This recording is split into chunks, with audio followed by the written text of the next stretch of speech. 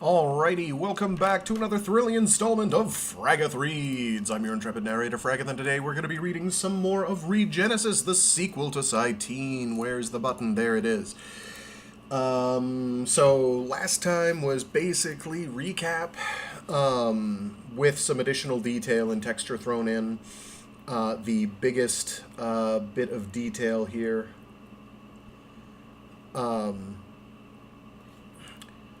probably the biggest happening here is Yanni Schwartz is now the administrator for Reseune, as well as the Proxy Councillor for Science. I cannot remember who the actual Counselor for Science is off the top of my head. It's not Jacques. He's Defense. Come on, I just went past it. Oh, here we go.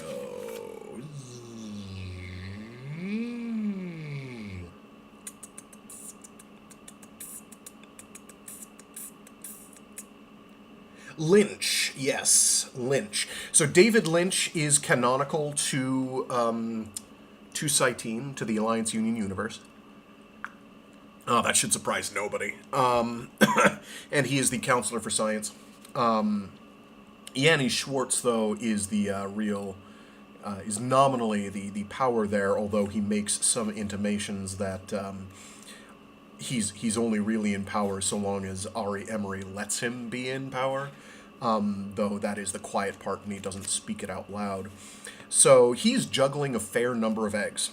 The biggest egg he's juggling right now is with one Sandy Patil, who did something back around the war years, or a little afterwards, which made her persona non grata with a bunch of people. And she's basically getting back into the fold. He's basically making her an offer she can't really refuse, even though she's consistently voted centrist, whereas most of science is typically expansionist. There's politics in this. Have I mentioned that? There's politics. Space politics! So he's basically given her a hell of a deal. She's going to be set up at Fargon, and that's the official cover story. But what she'll really be doing is the cover story is that she'll be working on some sort of nanotechnology or something. Nanitics, I think it was labeled as. Nanitics.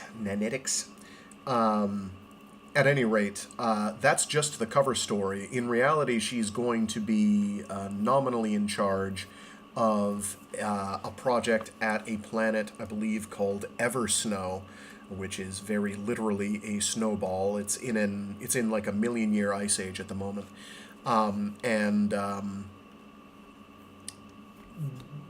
basically what the plan is because nothing really lives there, except for some bacteria from the core samples they've done.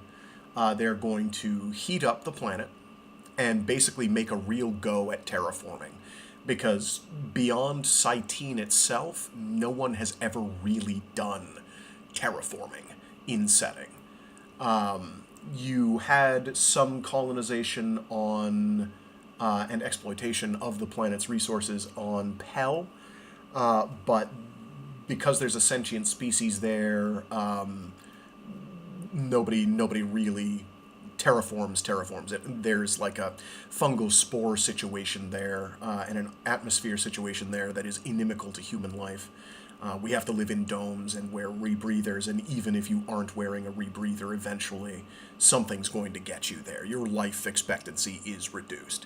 So Pell isn't something we can realistically terraform because of the sentient life there, and we're cool like that. You can tell it's a work of fiction. Anyway. So Cytine is kind of in a similar situation where basically the existing flora and fauna there we don't vibe with that. It's extremely toxic to us. Very, very bad stuff. You do not want to breathe in woolwood fibers. It kills you. Super asbestos. Or something. So right now, if like any of like the atmospheric maintenance towers or anything fails, basically humanity is gone from Cytine like that week.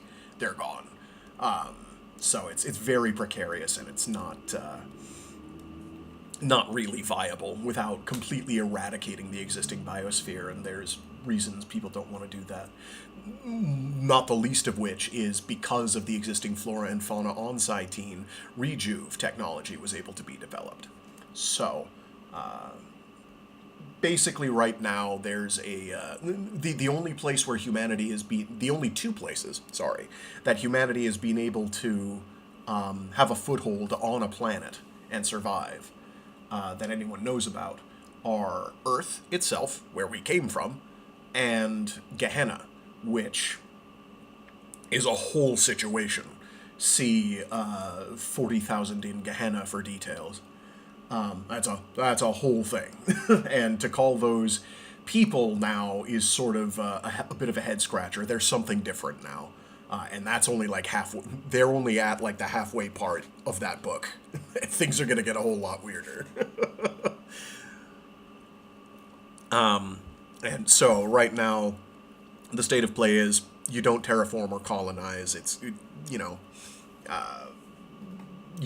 don't do it. It's not done because you don't want to antagonize the other factions around.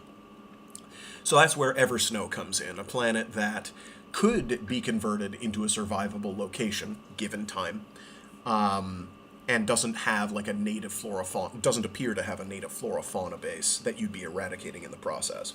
And anything that is there, you can hopefully take samples of. Excuse me. So this Sandy Patil is getting up to that.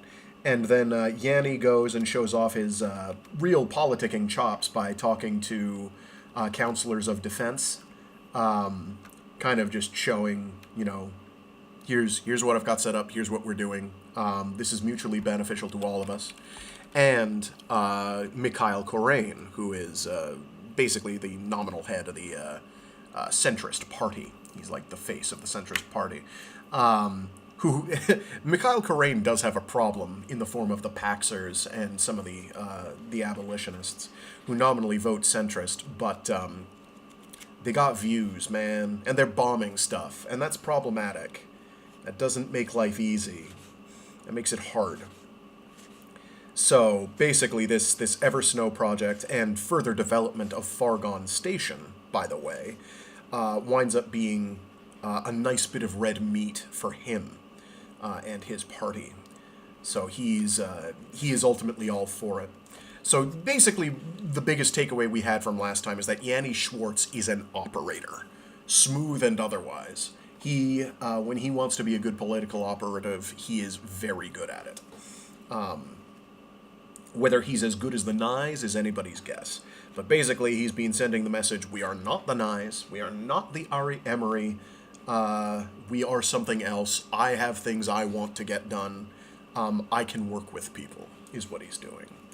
One wonders if that will ever clash with little Ari, who may, in time, have things she wants to do that are in opposition to Yanni Schwartz.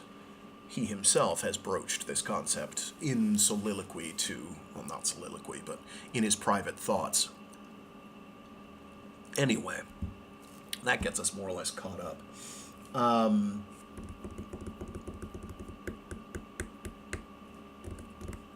Where are we? Okay, we get to do Justin Warwick today. So we get to find out what's going on with Justin! Yeah! Let's go! Alright, let's slurp down some... Well, okay, you can slurp down some water too, or just sip it quietly. I have to mute my mic so you don't hear the horrible, slobbering noises. Or, me just breathing it in instead and being, verklempt the rest of the, the rest of the stream like last time. I'm sorry about that. Anyway, let's get rocking and rolling with the next bit of Regenesis. Yep. I got nothing else to say.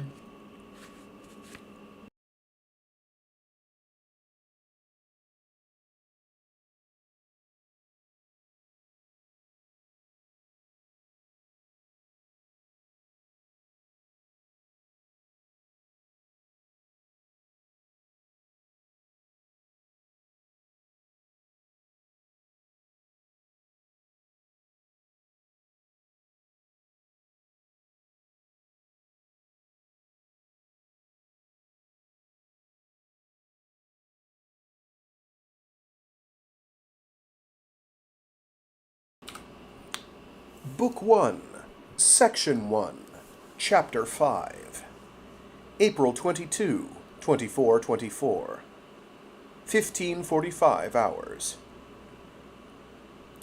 Ari wasn't in a good mood. The smile was bright enough, a broad grin, a second or two in duration, and then it was gone. She went over a paper printout with a forced concentration that just wasn't up to its usual enthusiasm. Justin Warwick didn't ask why. It wasn't profitable to ask, but her mood was bothersome. Ari wasn't sulking, nothing to do with him, he sensed. She was just trying hard not to be elsewhere this afternoon, and didn't volunteer the information that anything was wrong, but there was, somewhere in her universe. Which, if it wasn't his doing, he had to take as not his business. Her universe, in one sense, had widened when Dennis had died. In another, in the weeks after, it had gotten a lot more focused, more down to the task at hand, and he was fairly sure she was dropping weight. He saw it in the hand that gripped the stylus, in the angle of the back. Backbones showed under the silk jersey. She had a few people on her domestic staff, people who were supposed to be seeing to her welfare and making sure she got meals. She certainly had Florian and Catelyn to look out for her and serve as confidants. But something wasn't right, and he'd begun to suspect it was a troublingly unusual complaint in an 18-year-old genius-level CIT. Far too much study, obsessive study. Too little real sleep. Taking the cataphoric drug too often, trying to let deep study hours sub for sleep, and giving herself no time for dream function.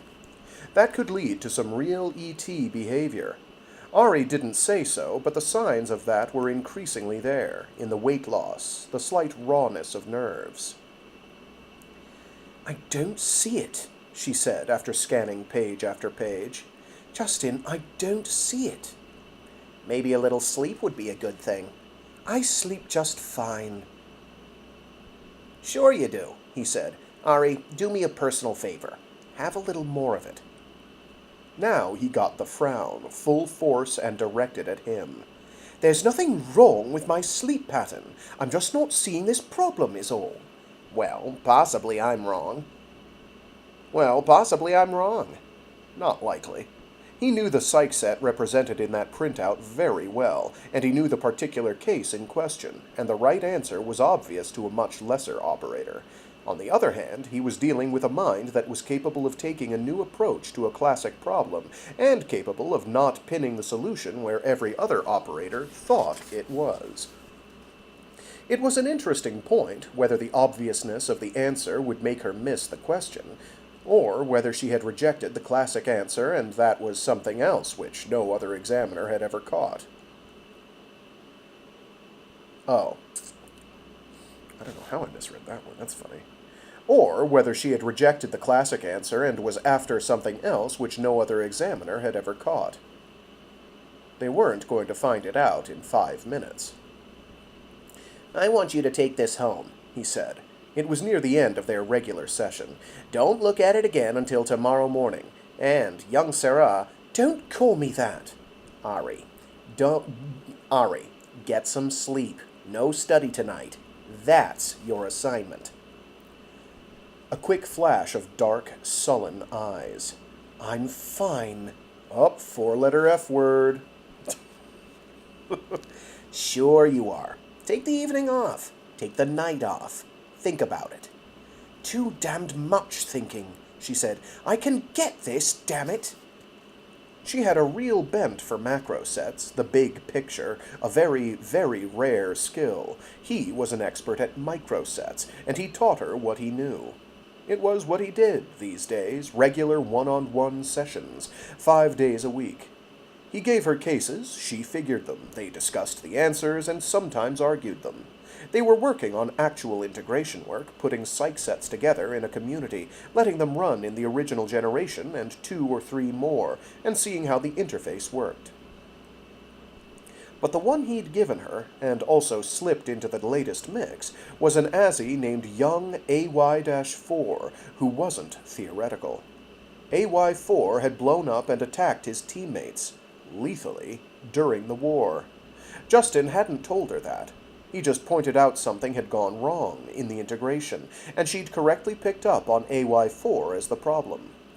The real-life AY-4 had gotten the self-defense part down all right, but it had gone bad, very bad, and he had taken himself out along with his teammates, for reasons still debated. The Defense Bureau had trained their own so-called supervisors for a certain period during the war over Reseune's protests. They'd messed with Azzy's psych sets, thinking they'd turn out a better, more obedient soldier, who could work with any officer, not just a Reseune-trained supervisor. That hadn't worked outstandingly well. Witness the AY-4 case. It was a famous case in his generation, an Azzy designation most anyone of his age would recognize. One thing was certain. Ari hadn't cheated and looked the case up in library. She'd rather be stumped. She'd rather do it herself. That certainly had echoes of her predecessor. So did the temper. But do it herself was characteristic of young Ari Two. Passion for knowledge was one of her better attributes, so long as she wasn't sleep-deprived. "I know you can get it," he said. Then he added, because she looked so tired, "Do you want a hint?" "No!" she snapped back, and then the frown mitigated into a worried expression. "I'm sorry, Justin." "Sleep's good," he chided her. "Try it. You'll like it." The worried look stayed. "It's not study, it's Yanni." Yanni Schwartz. That shed a different light on her week-long mood. "Oh, well, a lot of people have said that." "Sometimes I just want to break his neck." She gathered up her papers, shoved them into the folder she was taking upstairs, and got up slowly. "And you're not supposed to hear me say things like that, so I didn't, but it's so anyway. Damn him!" Yanni was off doing legislative business in Novgorod, and Justin didn't want to ask what had happened. He just folded up his briefcase and wished he had a quick fix for what bothered his sole student. But what she said, it wasn't kid business, though her reaction wasn't helped by lack of sleep. "You just take care of yourself. Don't take any cat tonight. Relax." "I'm trying," she said, and sighed and gave him a pat on the arm as if he were the child, at 30-odd to her 18. "You're right. I know you are. Probably the answer's obvious as hell, and I'm being terribly thick-headed. Is it a trick question?" "I'm somewhat interested to see what you'll come up with. I don't want to spoil it." "You think I'm a fool." He laughed. That proposition was so unlikely. But it was the perpetual self-doubt of a young genius mind that never found peers to compare to. "You're my science project. I'm determined to see the outcome. Keep going on it." A very heavy sigh. She took up her briefcase and hit the door button. Florian and Catelyn were waiting for her, dark and light, doubtless having tracked the whole 4-hour session with the endless patience of their profession. Grant was on his feet, too, across the hall, not in possession of the comms Florian and Catelyn used, but taking his cue from them. Grant was supposed to have been busy in the Education Wing office, but he habitually came over to Wing 1 to gather Justin up around this time. The sets parted company, he and Grant, Ari and her bodyguards, taking their separate ways, at least for the evening. They lived next door to each other, met for lessons in this little downstairs office in Wing 1, because it was just more comfortable, and because her security didn't want her walking about outside Wing 1 lately, no matter that Wing 1 was largely depleted of shops, of restaurants, of diversions, even its lab now mostly gutted of equipment. They kept to their separate apartments and didn't socialize beyond that. Teaching her was how he earned a living these days, doing his regular work in psych design 2 whole days a week, back to back, Thursdays and Fridays, and then 5 days of afternoon sessions with Ari. His teaching her had been Ari's idea, her insistence, in fact, and that job had its moments of interest, flashes of brilliance, even excitement, when Ari chased some idea through the undergrowth of other opinions, and when, sometimes, she sparked his creativity and opened windows for him into her own esoteric field. That was a reward he couldn't have bought for any price. Some days, many days, Grant sat in on the sessions and gave his own opinions, and they argued with Ari over coffee and sandwiches. Those were the good days. This hadn't been one of them. Nor had the day before, nor the day before that, not since Yanni had left, now that he added it up. She turned in her lessons, and her notes, and her projects. His briefcase held her current one, which was a huge integration, nearly town-sized. He was supposed to run that for her on the lab computers. Another plus, there was no shortage of computer time, not on young Ari's budget. Slip your own projects in whenever you want, she told him, and that casual little gift could be worth more than the extravagant $10K a month he drew on salary as the director of a non-existent research wing.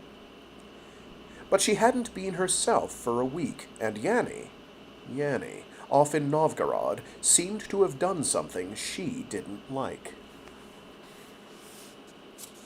He didn't like to think about the outside world, didn't like to think that politics down in Novgorod could ever affect him again, but he was connected to Ari, and it could. "You're thinking," Grant said. Grant, Alpha Azzy, life companion, lover. Grant knew him. Grant could read him like no other. "You're worried." "Tell you later," he said. Out in the halls was no place to discuss Ari's business, not even with a friendly power in the director's office and no more Nyes anywhere. He found himself tired after the 4-hour session, the psychological drag of an upset kid. Or the fact it was near the end of the week. He hadn't slept well himself last night, mostly, he realized now, because he'd gotten increasingly worried about the sessions with the kid, and dreaded having to deal with that temper. "I want to drop by the office and pick up a file, get the computer running on this in downtime." He could use his own education wing office for an access. No indication on the papers as to whether the combination of sets represented a real town or just hypotheticals. The work itself was just a listing of library links and job codes. The result, the only thing that mattered, would drop into the Wing 1 office computer tomorrow, representing what these personalities would be like in 3 generations, given that the first generation of the Class 1s would turn CIT, and the second generation of the Class 2s would be born and reared CIT by the Class 1s. It was complex, and it contained, in that 15 pages of links to manuals, a few noted changes to those psych sets, and of course it included the group of choice ethic. The what?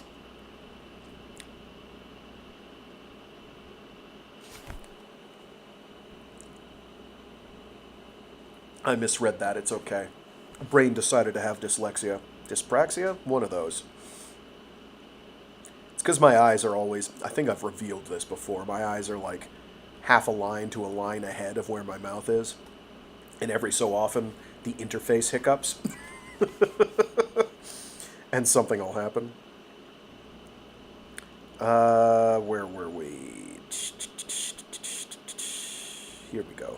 It was complex, and it contained, in that 15 pages of links to manuals, a few noted changes to those psych sets, and, of course, it included the choice of group ethic. That was integrations. And Ari ran them in her head. He'd had to make her write them down, arguing that the computer didn't read her mind and he wasn't going to write it out for her, thank you, or check them the same way she wrote them. "Let's be precise," he said. And she'd said, the little minx, "Run them in your own head." The computer isn't always right.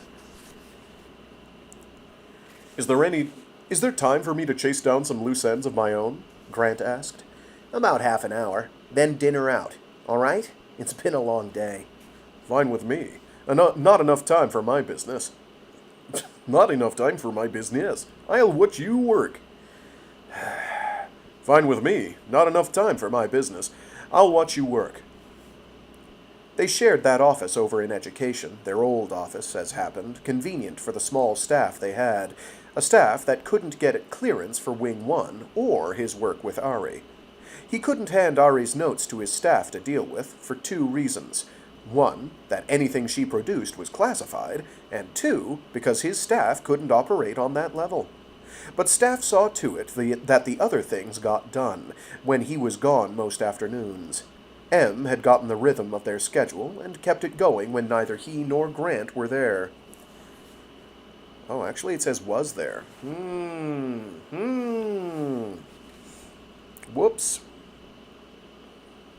He couldn't hand Ari's notes to his staff to deal with for 2 reasons. 1, that anything she produced was classified, and 2, because his staff couldn't operate on that level. But staff saw to it that the other things got done, when he was gone most afternoons. M had gotten the rhythm of their schedule and kept it going when neither he nor Grant was there, and a couple of beta clericals under M who could actually read the prefaces and classify psych sets quite accurately had the place running like a machine. Things came out of library, recommendations got printed, results folderized and cataloged, simple requisitions went out, supplies came back. They also handled the routine idiocy from admin, the inane inquiries like, please list your monthly caseload by origin, state whether resolved or ongoing. It didn't matter if they sat and threw darts for 2 days. Their salaries solely depended on his teaching Ari, but the admin computers didn't know that because Yanni hadn't ordered technical to fix their classification. Admin computers still added their output into the education wing statistics. That could have been an ongoing problem for Wendell Peterson, who was over that wing. They didn't contribute greatly to wing performance ratings. But Grant kept them in the black, at least. And Jordan did, who never even entered the office. Downstairs, down again, the 2 of them took the storm tunnels that crossed the quadrangle underground, a long, dingy concrete passage that offered a longer but warmer walk on a cold April day, when wind exceeded the safe limits of the barriers and brought in contaminants the bots and the pigs would have to track down. The tunnel was crowded today, a popular route, past admin, between admin and education. They'd recently installed a bank of vending machines down by the intersection, by the water fountains, but those only produced a traffic jam at noon. Right now, people were bent on supper and restaurants. The route was particularly convenient for them. The storm tunnel exit in the education wing delivered them right near their own office door, in the 100s of A corridor, in that sprawling building. Their office was dark. M and the staff had properly locked up and gone home on schedule, to residences down in the town. The shuttle buses, a whole new fleet of them, ran a heavy service right at 16:10 hours. The whole fleet lining up at the curb 10 minutes after shift change.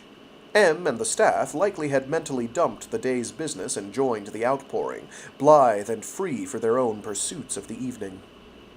Their employers, however, didn't enjoy the luxury of such precise hours, especially not on teaching days. Justin reached for his keycard, but Grant beat him to it and opened the door, walked in through the foyer that was M's office into their own slightly less tidy inner sanctum. Grant disposed his long frame in his own office chair, legs extended at great leisure, while Justin opened his briefcase and extracted the desired folder. He fed sheets into the reader, which spat them out again. He returned each to the folder in the briefcase, not to mingle them with the piles of paper on the desk. 15 sheets, file done, and the program asked him what program should apply. He used his keycard again and told it, aloud, Code Y10, class Alpha through Mu. Read to D3, run integrations. Output results to base 1, code Y10. Voice print accepted. For about a second, thanks to his keycard and that spoken code, it hadn't been his own computer talking. That had been Base 1 itself, a significantly different tone. It always sounded so human. Oh. Voice print accepted. Then it was gone. His own computer, with far lower clearances, said, "Done. Thanks, computer. End it."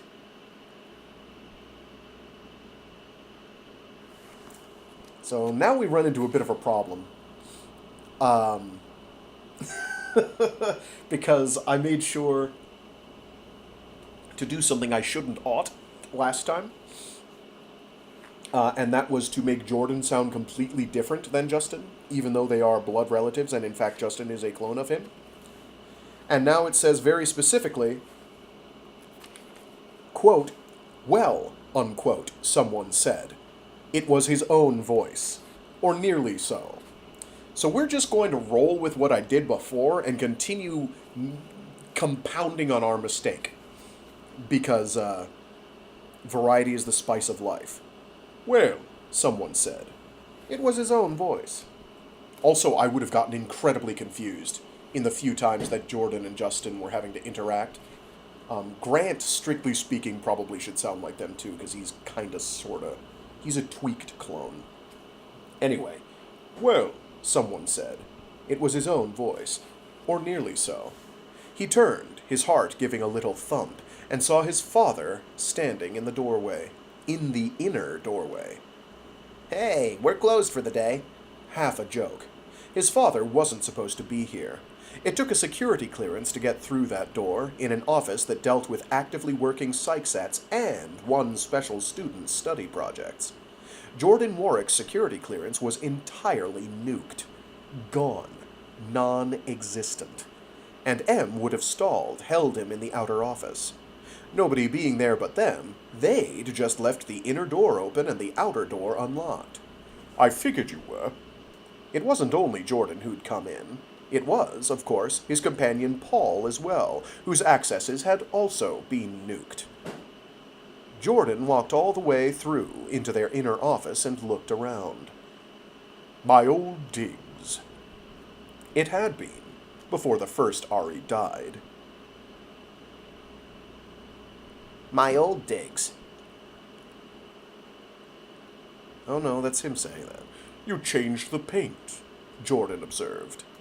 Justin was still off balance. He looked around him. Foolishly, remembered it had once been a slightly different shade. 20 years ago.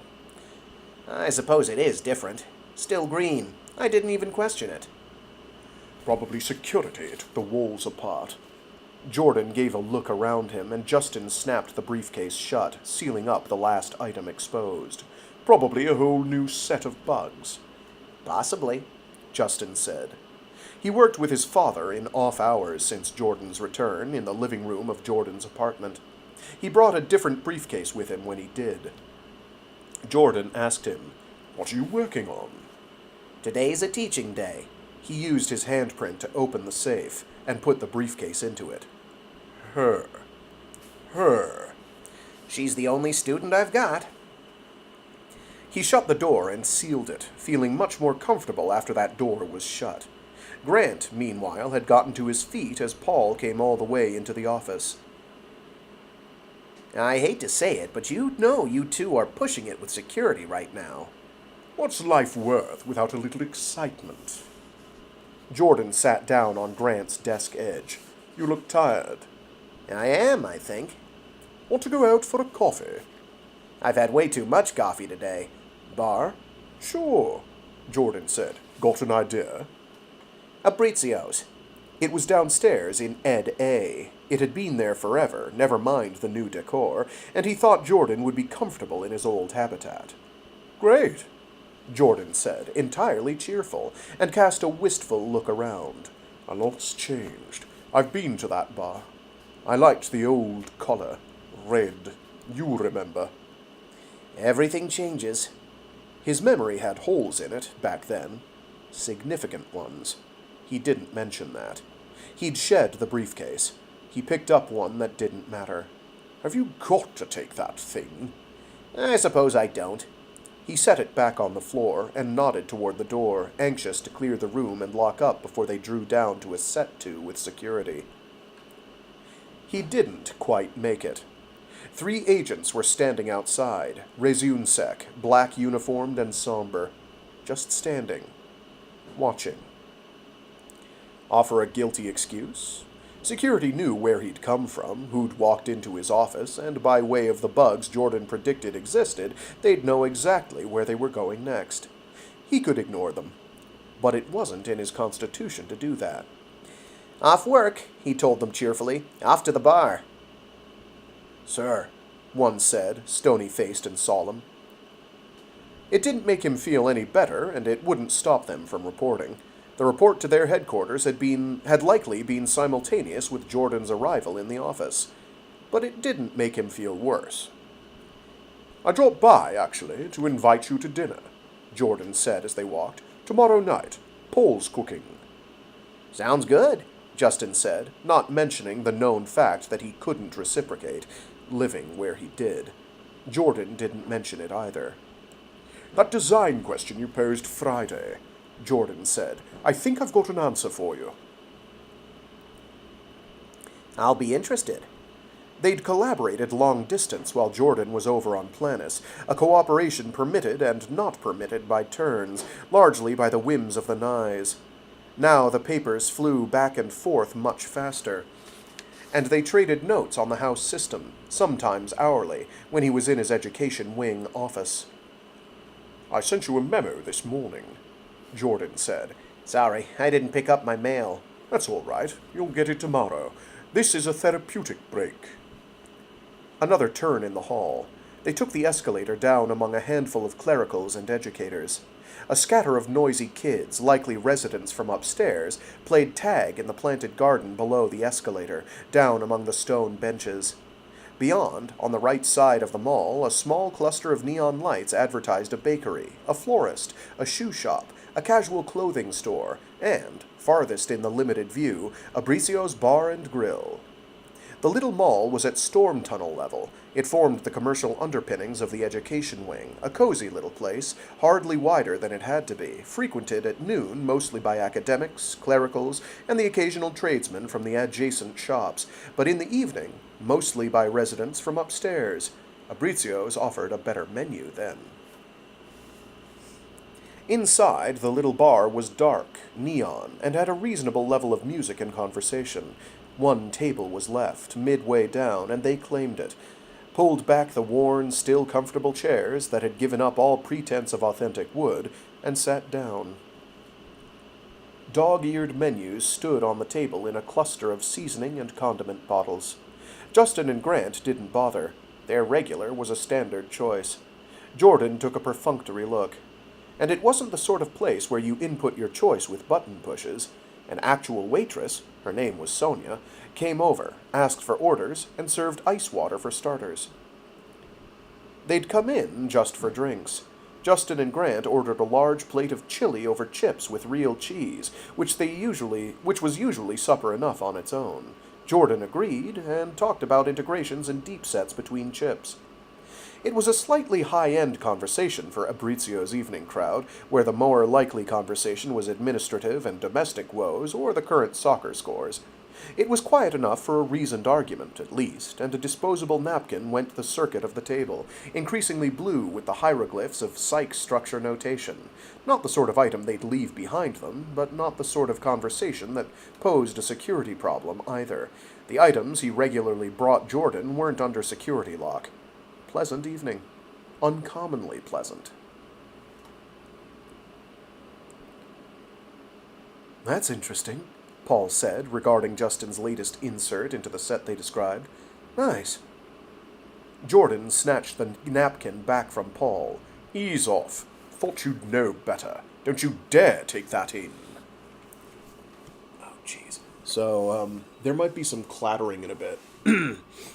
Because I forgot that there are some people out doing window washing. I'm on, like, the 3rd floor of an apartment complex. So they need long extendo arms. So there might be a service interruption in a few minutes. We'll get there when we get there. I'll make note of it when it's happening, and we'll go from there. That's interesting, Paul said, regarding Justin's latest insert into the set they described. Nice. Jordan snatched the napkin back from Paul. Ease off. Thought you'd know better. Don't you dare take that in. It was a little feel-good Justin had added, the sort of routine that had once had him going round after round with Yanni. He tinkered with this design, had flown it past Jordan several times without comment. He'd slid it past him again in a moment of mellow curiosity, part of a larger structure he was working on, his own little foray into macro sets. And perhaps it was a due warning. They'd all had, somewhere between the first glass and the chili and salty chips, perhaps just enough vodka to take the edge off their cautions. No intention of taking it in, Paul said defensively. Jordan shook his head. Wormish little bastard. Don't trust it. Whose is this crap? Justin didn't, personally, agree that it posed that order of problem, or that it was crap. He checked himself short of saying so. The fact was, Jordan was right to check Paul if he had a doubt. Being alphas and skilled in psych operations, both Paul and Grant were used to taking a small item in on a look-see, sending some little routine all the way to their own deep sets, and hauling it out again without ever letting it plant any roots, and producing some good commentary.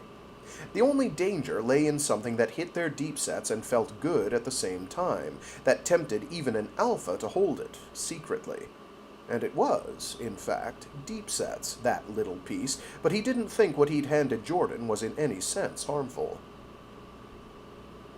That's not one of yours, Jordan said. Actually, yes.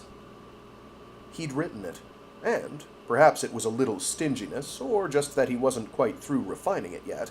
He hadn't laid that little routine on the table for Ari to sop up and run with, the way she sopped up and used whatever else he gave her. A conversation with her had sparked the idea a few weeks back, off his own notations of reward and gamma tapes, and Grant had thought it was good, but chancy, rule-wise. So he'd put it out for Jordan's comment. Paul hadn't at all flinched. But Jordan had a contrary opinion. That could be useful.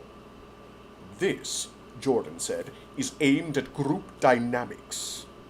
It is, he said, impressed that his father had laid his finger right on it, and added, macro set, yes, but that's not the important thing. You're meddling with deep sets, and it's not the important part. I hate to tell you who that sounds like. The waitress showed up with a bottle and refilled all the glasses while their attention was on the piece of paper, which was probably, for people parsing psych sets, one glass too many. Jordan took his forthwith and knocked back a large gulp of it before he returned his close attention to the scrap of napkin. Justin had a sip of his own, read in that gesture of Jordan's a degree of anger that filled in only one name. So, well, maybe the kid had been doing a little research in Elder Ari's notes. She had them. She'd said she did.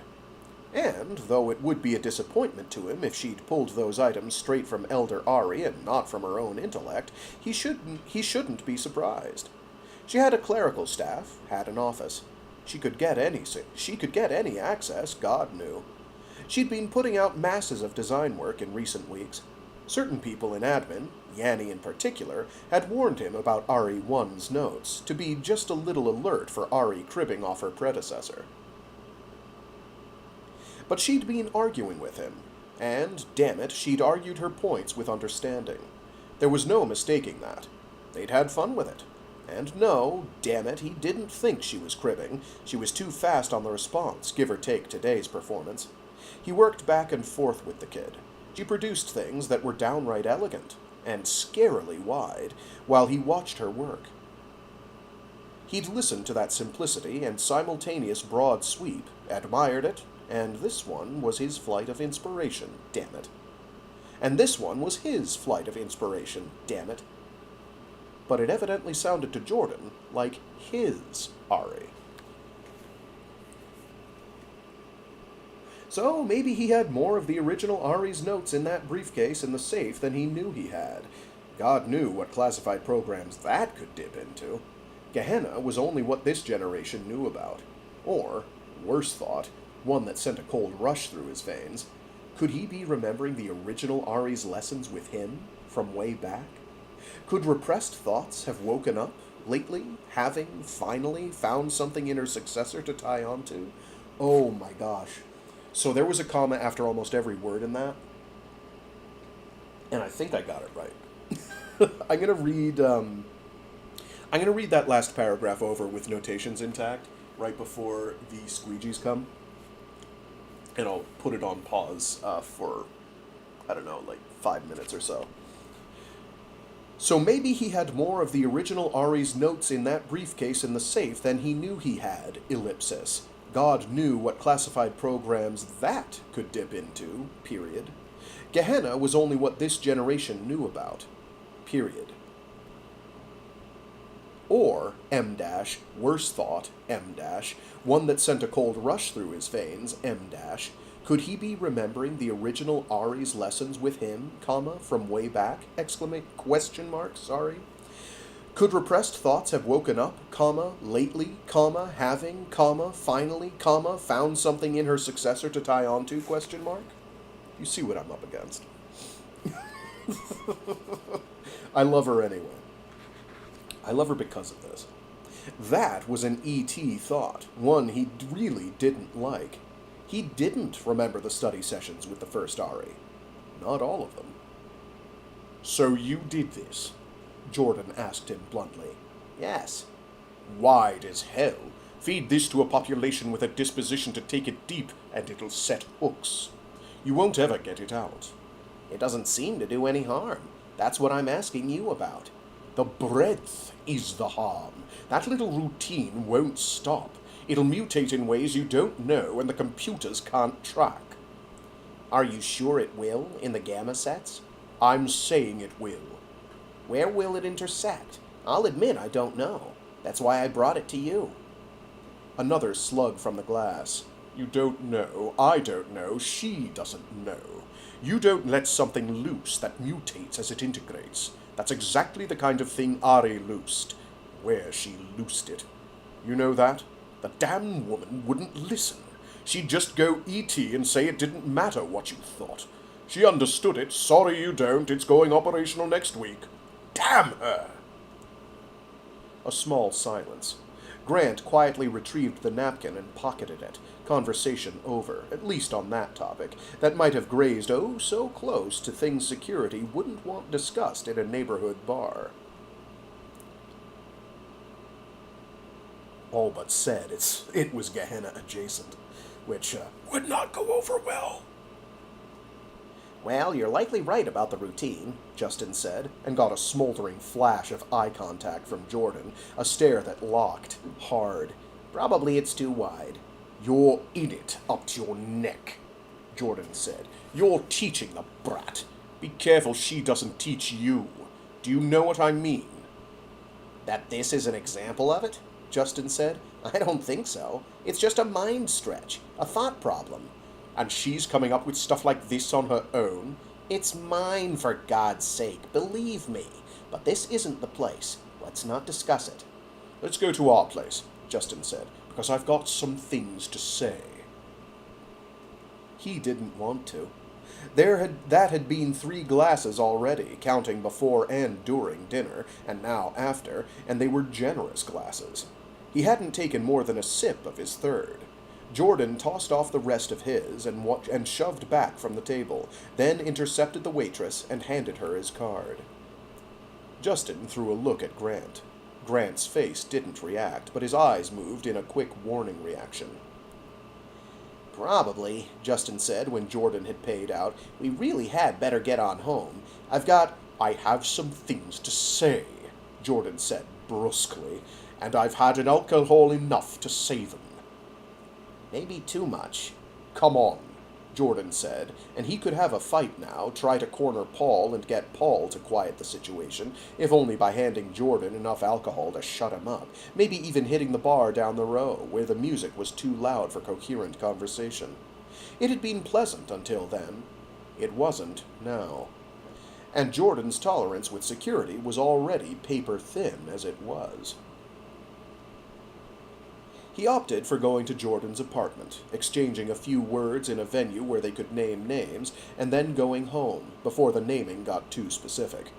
Jordan in this mood would only brood about a cutoff from the bar, and get madder, and there was nothing productive in that, not at all. Jordan was frustrated.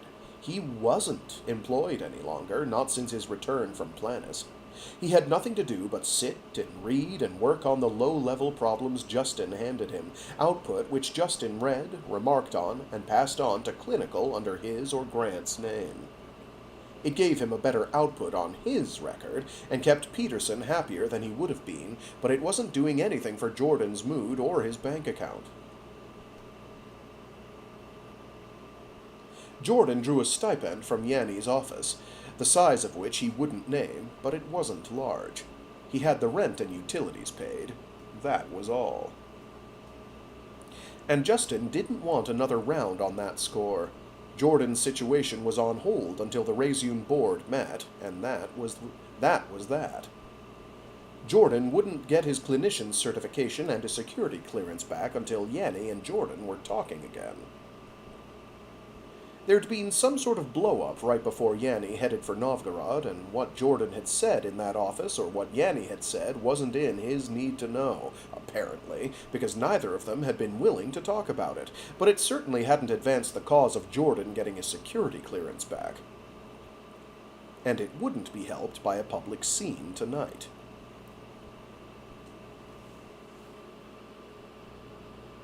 Did they just skip my numbers?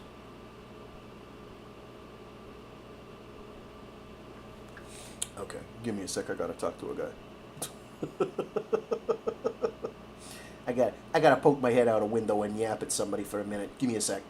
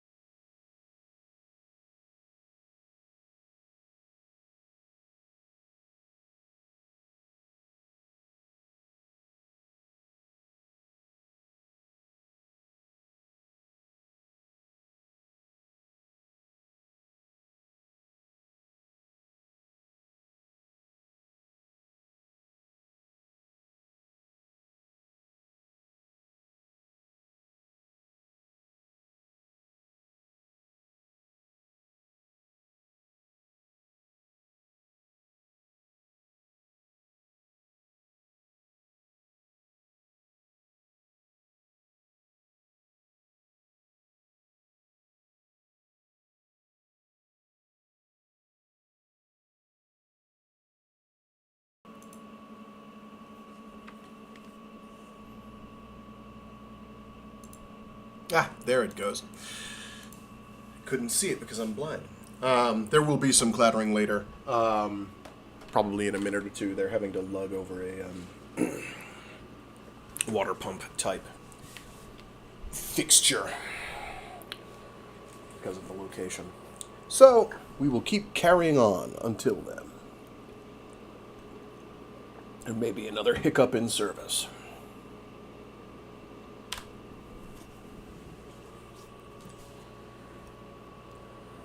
Where were we? Oops, sorry.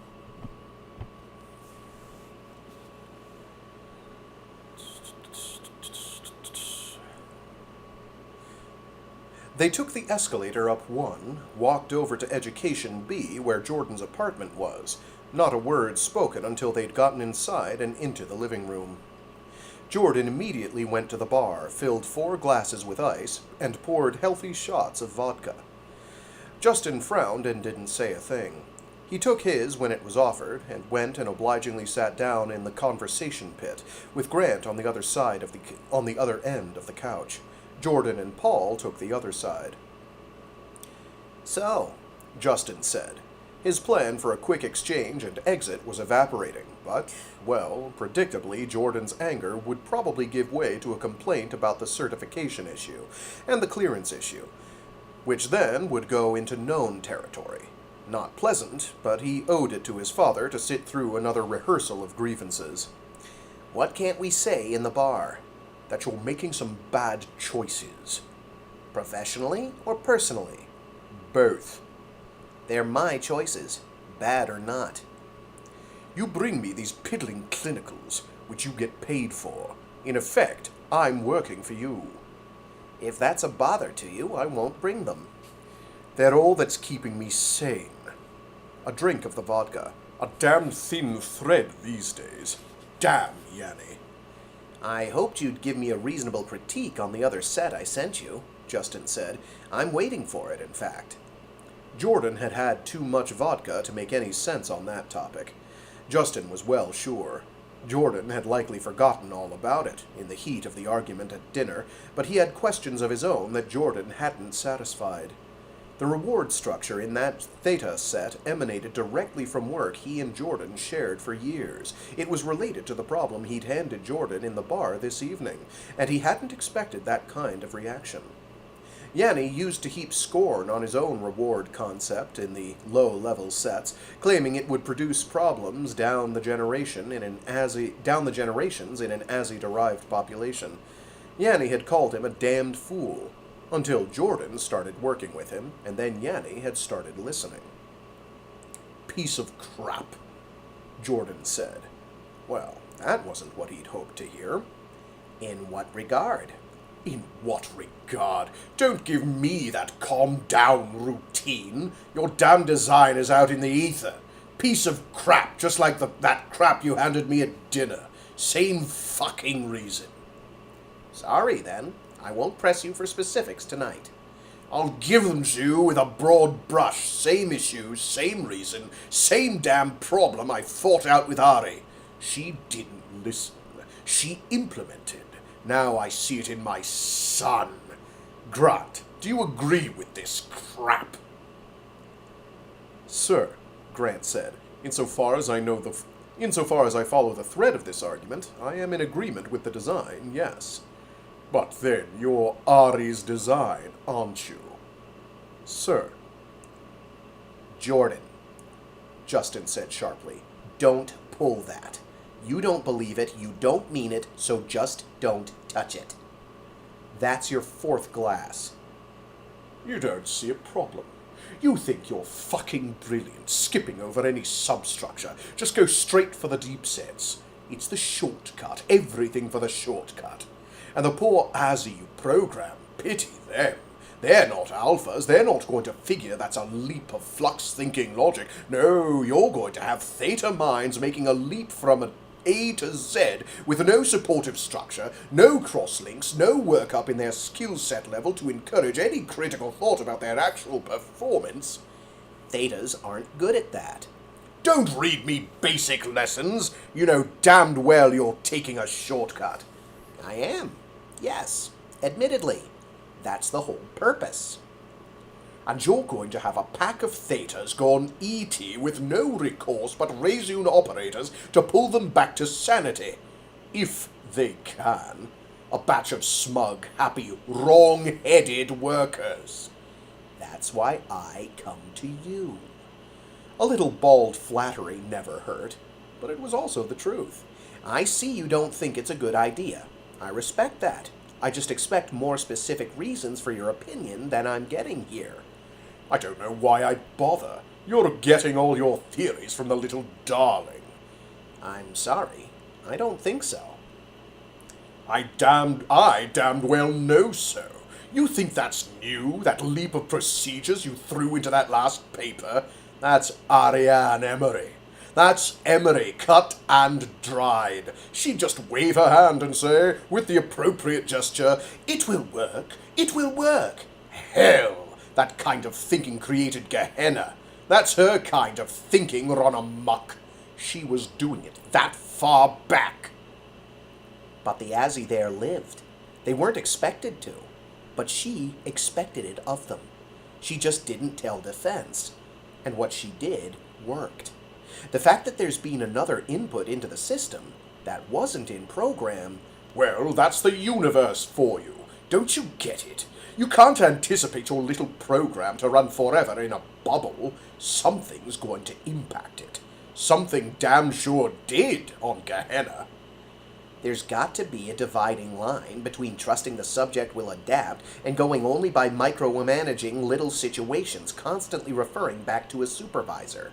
We're so damned conservative with the deep sets. With reason. Have you ever seen a real ET case? Has your real-life practice ever gotten the results of one of your damned thought experiments? No, I'm teaching. It's all theory. At this point, we argue. In point of fact, I know the present Ari would love to hear your objections. She'd be very interested. We could have some good conversations, if you were so inclined. While she's hot after my son? The hell! The rest of the vodka went down. Get me another, Paul. Jordan, Justin said, as Paul looked dismayed. I said get me another. There are things I need to say. I didn't know my gene set could produce a fool. Paul got up and shot more vodka into the glass. Twice that, Justin thought, if that's what it takes. Bundle him off to bed, and let's end this evening somewhere short of disaster.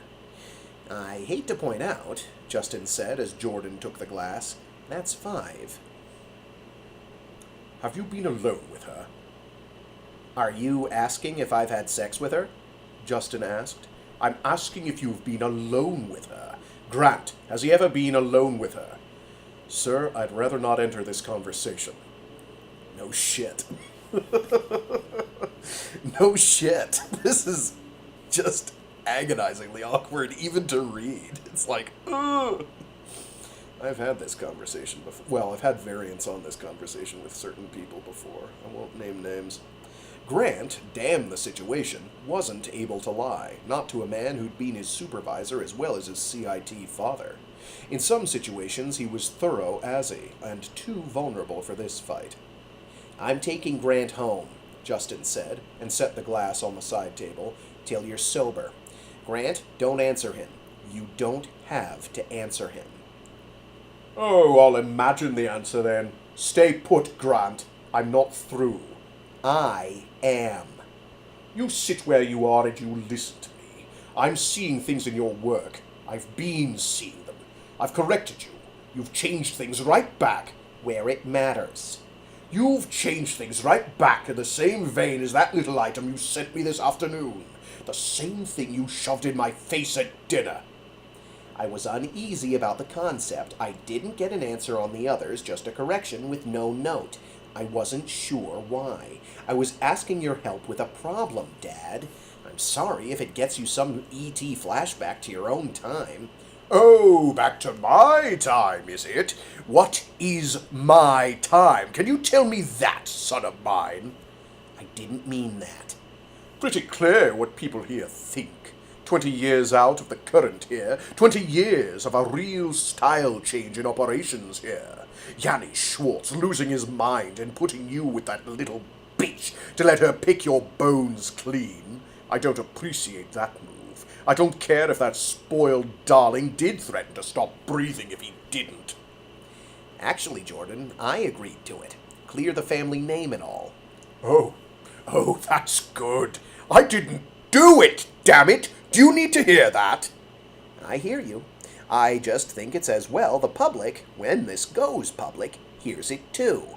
I'd like to see the day... What? The day everything's sweet again? It won't come. You want me to work with you? Quit working with her. I can't.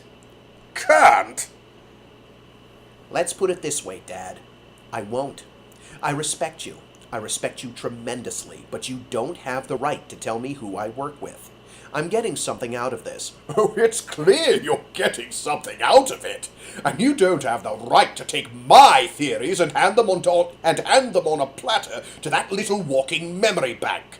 I had to put up with the last Ari taking my work and putting her name on it, and I'm sure as hell not going to see it happen in the second generation. I haven't given her your work except as you've taught me. After that, Dad, in the way things work in the universe, it becomes mine. The hell it does. It becomes mine, Dad, not because I'm regurgitating it verbatim, but because I'm using my brain and everybody else's input, along with yours, to come up with my own ideas. And her input is very damned clear.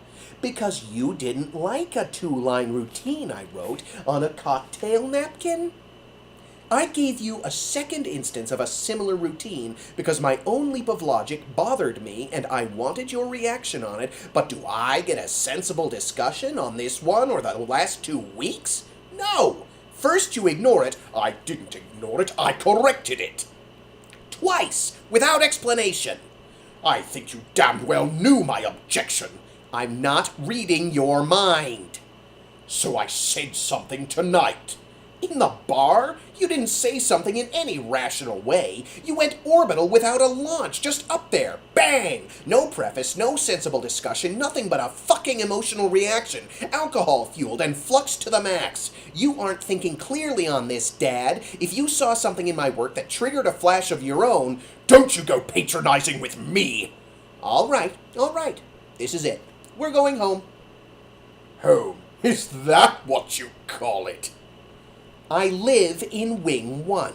I live there because there was a time, thanks to my trying to find out about your situation, that I was apt to be arrested, which was damn near a monthly event in my life, and it was getting serious about then. I'd have been in lockup. That was my choice. And then things all changed. All right, level with me. There was a time they wouldn't trust you. I'm not talking about the little darling. I'm not even talking about Dennis. I'm talking about Yanni. They wouldn't trust you. Now they do. Why? Because she told them to. Because Dennis Nye is dead, and his apparatus isn't functioning anymore. Because Yanni likes me better than Dennis did. Because she told them to. Because she'd had a chance to work you over that last time when Grant was in Planis and you were here solo in her reach. It was too close to the truth. He didn't want to lie about it. She's a kid, Dad. She's a monstrosity. And she got her hands on you when Grant wasn't around. She finished what her predecessor started, didn't she? Dad. I'm not hearing you deny it. Is it true, Grant? Did she do that? Silence from that quarter. Grant had prior orders and instruction from his current supervisor that outranked anything his first supervisor could order on that topic. I draw my conclusion, Jordan said. She did. Just you, or both of you? I have the session tapes, Justin said, braced for the storm, and nothing happened. She asked me where I stood on certain matters. I satisfied the questions. That I wasn't an assassin. That you weren't. And Grant wasn't. Let me see the tapes. Reasonable request, on one level, but not a good idea. That second thought flashed up, fast and hard. Jordan wasn't any father. Jordan and he twitched off exactly the same impulses. Jordan took a deep breath and he felt as if he had just breathed. Jordan flared off and his own adrenaline surged, mirror image. He couldn't help it. He was a PR, Jordan's exact replicate, and the resonances were there, every muscle twitch. It was his face, as he'd never be, because he'd started Rejuve at 35 and Jordan hadn't until 45, but it was close enough. Every lift of a brow, every frown, psychologically connected as they were, to boot, by Jordan's having brought him up as a son, resonated, in a way that a natural son wouldn't feel it. They were twins, identicals.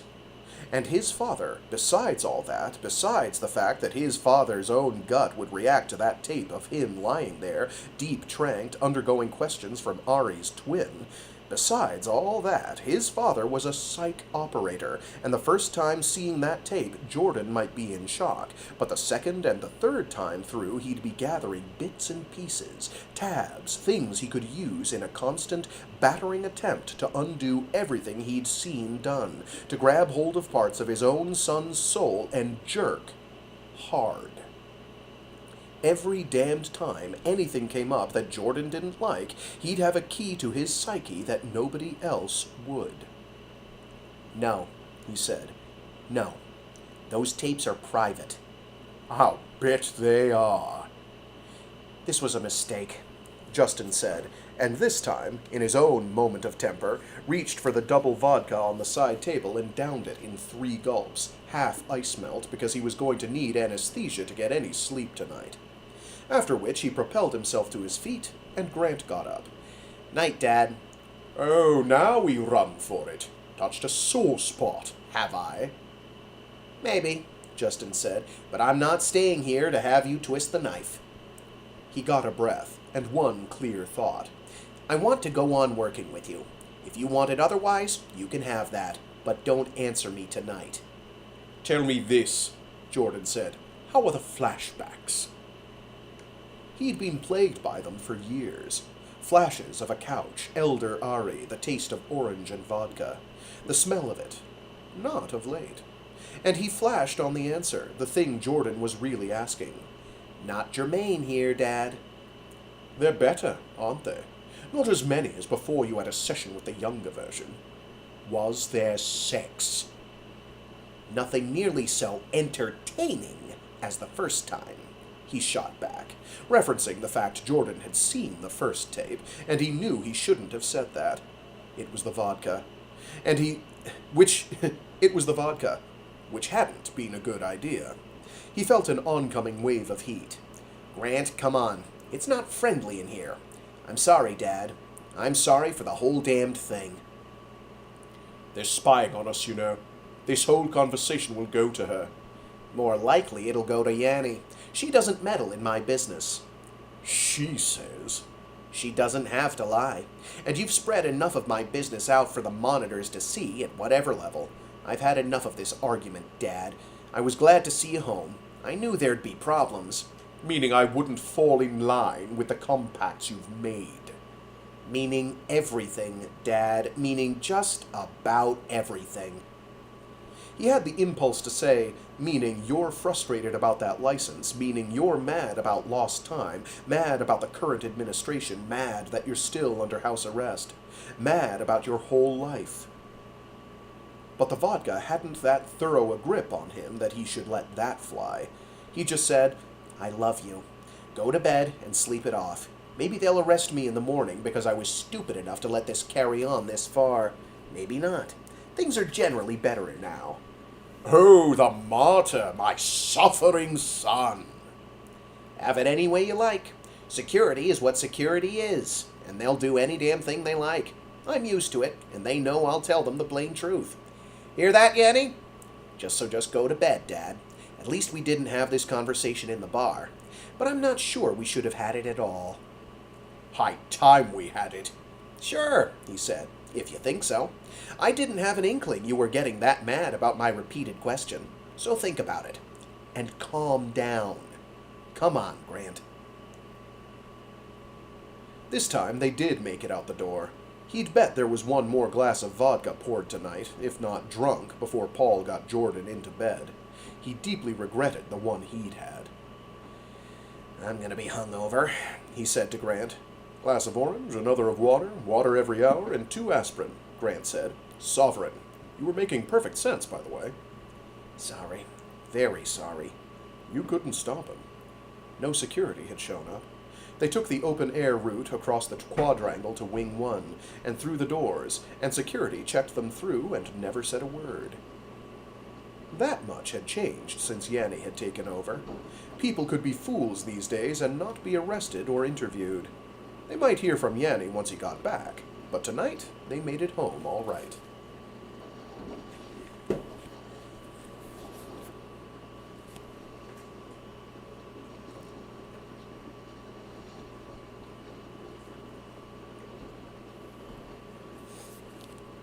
That appears to be coming through, so I'm going to read the next page or so, and by then the squeegeeing will be too loud to avoid, and I'll put it on mute for a minute, and we'll continue at that point.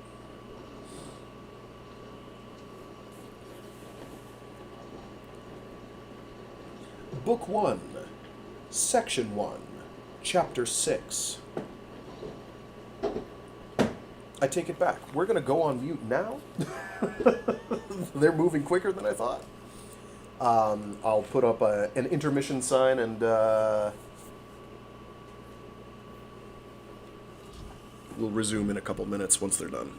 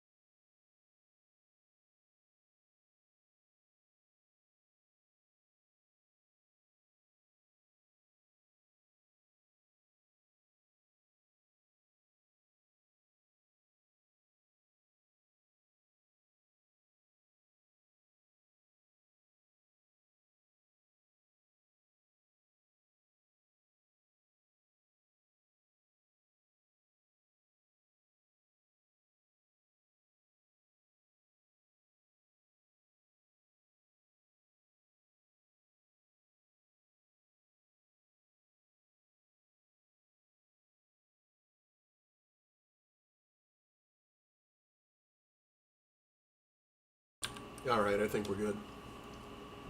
Sorry about that. Life finds a way. Alright, let's get back to it. Alright. My apologies again. Where were we? Where were we? Good question, good sir. Good question. That's not it. What? Okay. I read the book backwards, apparently, and upside down, too, which is equally embarrassing. Looks like I'm making a joke of myself. All right. Where's that button? There it is. Book 1, Section 1, Chapter 6. April 22, 2424, 23:51 hours. Yanni was up to stuff in Novgorod. Yanni's office wasn't going to tell her that, but Base 1 did. Base 1 found it real easy to wander where it liked, into communications between Yanni's office and Novgorod, and between Yanni's office and Reseune Sec. And what Ari heard made her mad. Not a real mad with a capital M, so far, but a good one all the same. Yanni was talking to unusual people, people who'd been enemies, and probably not making records about it. That was a watch it, but she hadn't told Catelyn and Florian about the problem yet, just in case Yanni had a reasonable explanation. Yanni might guess Base 1 was into his stuff. Probably he didn't.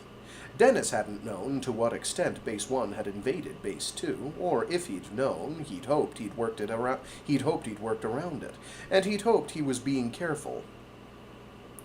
Or at least he'd hoped to psych her, which would have been the answer to his problem, if she'd been that stupid. She'd grown up. He'd been one jump too late to stop her. She ran through all sorts of records on things Yanni had done from way back. She did find that her predecessor had trusted Yanni ahead of the Nyes. That wasn't a great surprise. Yanni generally told the truth. She incidentally found that it was the first Ari who had given Yanni instructions that if anything happened to her, she wanted Jane Strassen to be the surrogate. And then she looked just a little too deep. Yanni had had a long conversation with Maman about that, and Maman had said, "Hell no, what do I want with a baby? I had one, thanks. See how that turned out." No, absolutely not. Then Yanni had promised Maman if she did it for them. There's a page break there, my bad. Then Yanni had promised Maman if she did it for them, she could go back to space when the job was done. That she'd have a major directorate somewhere in space, and Maman had said, well, she'd think about it, because Maman really loved being in space. The war was what had made it necessary for Maman to be down on the planet, because it was safer. She found that fact out between the lines, but after the war, Maman had been so important to Reseune, she'd been stuck in an administrative post and hadn't been able to get transferred back up to the station. So for that promise, Maman said maybe she could put up with a few years of inconvenience. That hurt. That really hurt, and it really bothered her. She didn't cry about it, but the information just bored a sore spot in her heart, until finally she psyched herself and said Mama had changed her mind eventually, that it didn't matter how it had started, she'd finally gotten her Mama, all unexpected, because Mama had turned out to love her. She wouldn't believe that wasn't so. Well, it was what you got for getting into people's records and eavesdropping. You caught people saying things you never wanted to hear, and this one, hurtful as it was, taught her that in a major way. But what she found went on teaching her. She couldn't leave it where she'd left it. She couldn't stop looking at it. She got into Maman's records, too. She'd never gotten a letter from Maman after Maman had gone away to space, and there were no letters from Maman hidden in the record, but she did find her Maman's report on her when she was 5. "She's a handful, but she's bright. God, she's bright. She scares me." Ari Sr. had also said, this turned up in Maman's letter, let Strassen choose the second surrogate. And Maman was going to pick Yanni to take over her upbringing after Maman went back to space. But Gerard hadn't allowed that. That was worth a mad too. Gerard had just overridden Mama, being head of security. He'd sent Mama to space, then ignored her choice, and ended up choosing Dennis, as being a relative closer to her, as well as actually being a special himself, without the Senate declaration that said so. Which Yanni wasn't. No question where Gerard's reasoning lay, however. Gerard hadn't wanted any power edging over into Yanni's hands, and Yanni was the man that would take it and do what he pleased. And of possible candidates to take her on, Gerard wasn't of the disposition. But Dennis had agreed to it. Dennis had probably just hated it, but Dennis would have done it to get power. Possibly, too, it was because Dennis couldn't stand not knowing how she was developing. Dennis had liked puzzles, and she'd been a puzzle to him, at close range.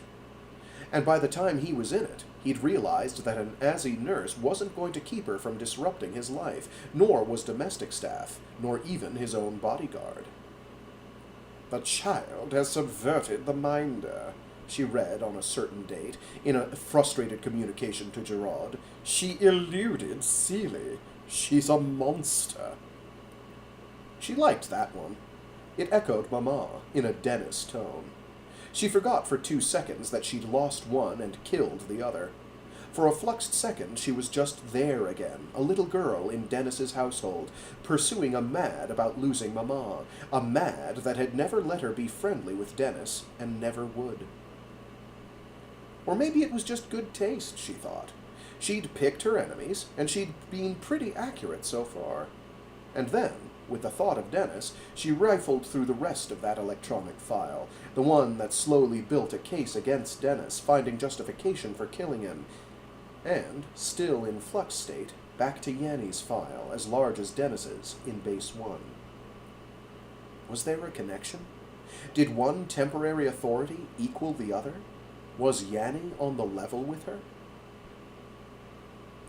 Dennis might have killed her predecessor, and then made it look as if Jordan had done it, so Jordan was exiled for it. Or at least, Gerard had dug up evidence. Gerard had hated the Warwicks with a passion. But it had been Yanni who had actually brokered the family deal that got Jordan into Planis, close and protected. There was a lot more security at Planis for several reasons.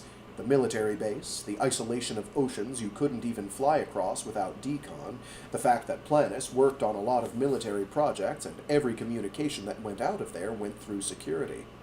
If they'd sent Jordan to space for exile, there'd have been ship calls, people coming and going. Not at Planis. So it was both a closer arrest and a safer one. Nobody was going to assassinate Jordan inside Planis Labs, where visitors were so closely tracked. Gerard had been perfectly capable of arranging an accident, wherever else Jordan might have ended up, inside some Reseune facility. Yanni had saved Jordan from that. Gerard had had power, a great deal of power just after the first Ari had died, and he had used it. A lot. So you could say he'd benefited from Ari dying, and that was a motive. You could almost suspect him of killing the first Ari. But in all his communications and even messages to Dennis, he'd really been upset by Ari's death. He'd seemed to view it as a tremendous loss to Reseune. Worse, a premature one, before they'd gotten the Psychogenesis project really organized. They'd taken a whole year getting her started. So for one reason or another, they really hadn't been ready. And once she'd started looking and sounding like her predecessor, Gerard had warmed up to her and started doing her favors in a very fond way. She hadn't wanted to like him, but she'd ended up liking him, and still did, even knowing what he'd done to the Warwicks. The hour the first Ari had died, she'd arranged for the first Florian and the first Catelyn not to be with her. She'd sent Florian and Catelyn each off on an errand. She'd been alone then. Jordan had come in. The sniffer at least proved that. Jordan admitted they'd had an argument, which no monitor had picked up. Again, some device had broken, and nobody knew how. She'd died. But the crime scene had been muddled up because Dennis argued they should call in the Morrieville police, not to have it investigated only by Reseune Sec, so as not to have any political accusations of a cover-up. And in that process there'd been a lot of people going in and out, which they never should have been allowed to do. That was Yanni's note on the case. The sniffer's evidence was muddled for the same reason... For the same reason there were fingerprints all over. A lot of people used that lab, and a lot of people had been in and out in the immediate furor over Ari's death before the Morrieville investigators ever got there. Should she take that at face value, as just the confusion of a bad moment in Reseune's history? Maybe. The authority that ran everything had died, and for an hour or so nobody had been running things. Departments were all running at their own admin levels, no coordination, nobody to call or appeal to, until Gerard and Yanni had stepped in. And Ari sending Florian and Catelyn away, had she known she'd never see them again? Had she known she was killing them? Had she kept that cold a face and not given anything away to them, who'd have read her the way her Florian and Catelyn could read her? Oh. Had she kept that cold a face and not given anything away to them, who'd have read her the way her Florian and Catelyn could read her? Okay, so, of course she wrote that in the way that's most difficult to read aloud and make any sense out of, but suffice it to say, she's transitioning from subject of Ari 1 down to Ari 2, in the middle of that.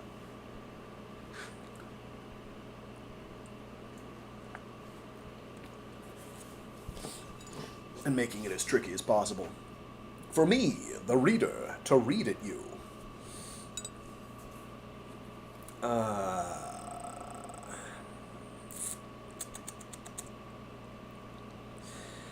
And Ari sending Florian and Catelyn away. Had she known she'd never see them again? Had she known she was killing them? Had she kept that cold a face and not given anything away to them, who'd have read her the way her Florian and her Catelyn could read her? Better. Much better. Very happy. Some people thought the first Ari had killed herself, but she didn't know how the first Ari could have ever gotten that intention past her Florian and Catelyn, if they were anything like hers. She scanned Ari's notes from immediately before she died. She had, 100 times. She searched administrative documents on administrative comments on Jordan, and bastard was about the sum of... She searched administrative comments on Jordan, and bastard was about the sum of comments from Gerard and no few others, plus a note that Jordan had found out about Ari having run an intervention on Justin, and that Jordan was madder than hell. But Ari's record stopped with the lab notes, right at the end of a sentence. Period. Was it significant that Ari had finished her last sentence? She would finish a sentence herself, even if somebody came in while she was writing. It was just the way she was. Base 1 had apparently shut down the instant Ari's death was logged. Base 1 had gone into an entirely different mode, truncated its wide information gathering to a single computer-driven thread, all but shut down. For so many years, some people must have thought Dennis's base in the house system had actually become Base 1, even if it called itself Base 2. But Dennis had known better. Dennis had gotten her to log on to Base 1 when she was old enough, and maybe he'd hoped he could get his own access to it. But it hadn't done a lot when Dennis was there. And then Base 1 had said, "Hello, Ari," in her predecessor's voice, in her room. She'd gained her secret friend, her childhood advisor. Dennis had been aware she used Base 1 to a certain extent after that, but his base continued as the dominantly active one in system.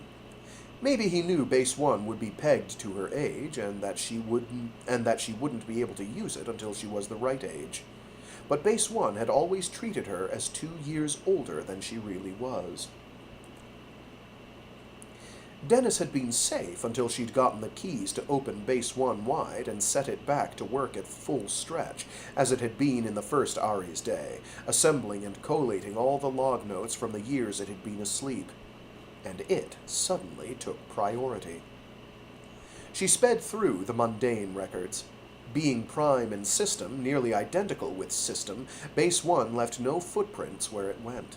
She'd asked it to bring up remarks in which she or her predecessor or Mama had figured. It found those. And later, it found Justin's. She felt abraded, rubbed raw, when she read Dennis's message to Gerard, saying, "Stratton spoiled the little bitch, systematically." Her eyes stung. She backed off, mentally, and just scanned it. She could read very, very fast, and picked out keywords that were highlighted in colors. She got vocal records and listened to tone of voice, reserving judgment. It didn't come out better for Dennis or Gerard. She heard Aban's remarks, that cold, distinct voice that sent chills through her.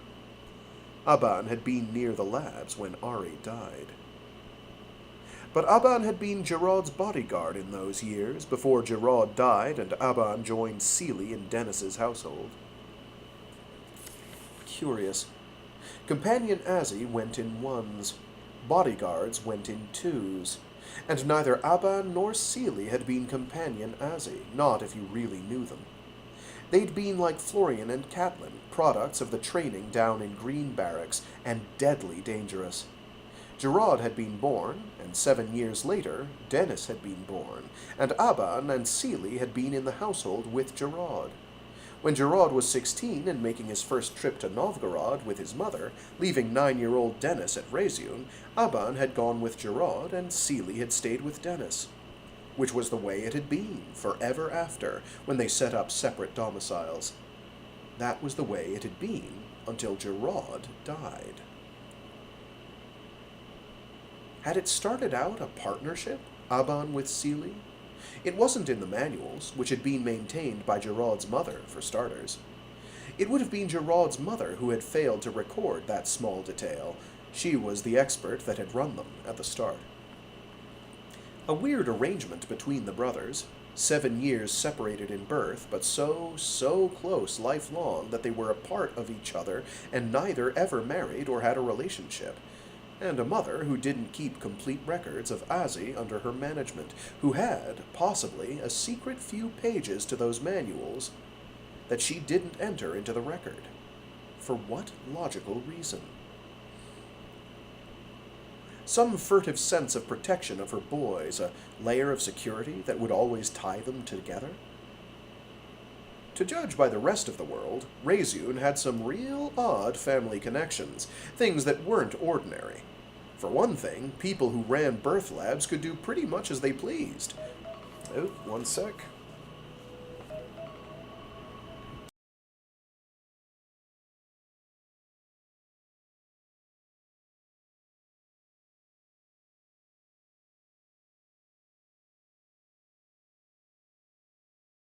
Nope, no idea. Don't care. Where were we? Good question. For one thing, people who ran birth labs could do pretty much as they pleased. Jordan wanted a parental replicate, and the first Ari had encouraged it, and so there was Justin. Ari wanted a tag on Justin, so she created Grant, especially for Justin, and one of a kind. So Jeffrey Nye had had 2 sons that were as different came, 7 years apart, and yet as joined as anybody could be who wasn't cloned. They were natural born, those 2. That was unusual in Reseune's administration. They'd had a mother who'd actually lived married to their father, so normal by Novgorod standards you could expect Gerard and Dennis to turn out as normal as anybody ever could be. Could ever be, even. But their mother had been a psych operator, and Dennis's Resner scores had been off the high end of genius. God knew what she'd tried on her own sons, promoting that intellect. She'd wanted Gerard to come up to Dennis's level, but she never could turn one into the other. And then she'd died, along with her husband, in a boating accident, and not a common one. The boat had caught fire out on the Novaya Volga, where you just didn't open the cabin to the outside atmosphere. It had been pretty nasty. And maybe it was because she was so tired tonight, maybe it was because Yanni was meeting with Coraine and Sperlin and Justin was meeting with Jordan, and because she'd found Mama hadn't been in any loving mood when she'd agreed to bring her up, and because Dennis, who knew one when he saw one, had called her a monster. All these truths had landed on her in one evening, with dinner being way late and Florian coming into her office and saying, for the third or fourth time, regarding the late dinner, "Sarah, you really need more staff." "Then you pick them," she said peevishly. "Do it. You set the number. You know what's needed better than I do. Just pick them, for God's sake." "Yes, Sarah," Florian said, and went away ever so quietly. That didn't make her feel better at all, but she was still raw-nerved and she didn't want to talk to anybody. They weren't that badly off with the staff they had, if they'd just had a better cook. There'd been a time this winter when Florian had been making dinner and they'd lived on sandwiches, but they had their little staff, people they'd gotten from random picks, mainly from old Dr. Watts who'd died, and whose sad little staff needed reassigning. And one good pick out of Amy's dispersed office for a supplies clerk. Callie. Callie had gone into her service as acting majordomo, and she was going to shift back to household supplies when they got somebody trained for the post. Callie didn't like dealing with CITs if she could avoid it. But Callie managed so far. Meanwhile, a pastry chef who'd been released by general staff as too emotional for the huge cafeteria kitchens was serving as their general cook, which was why dinner had been late tonight. It wasn't a staff. It was a collection, and yes, it needed seeing to, and yes, the cook had burned supper 2 nights in a row the first week they'd had him and yes, the cook had burned supper 2 nights in a row the first week they'd had him, and last night delayed an entire hour putting together pork sandwiches, provoking Catelyn to suggest armed force might hasten dinner, but Ari didn't really care. I'm gonna just reread that paragraph from the top. I'm sorry.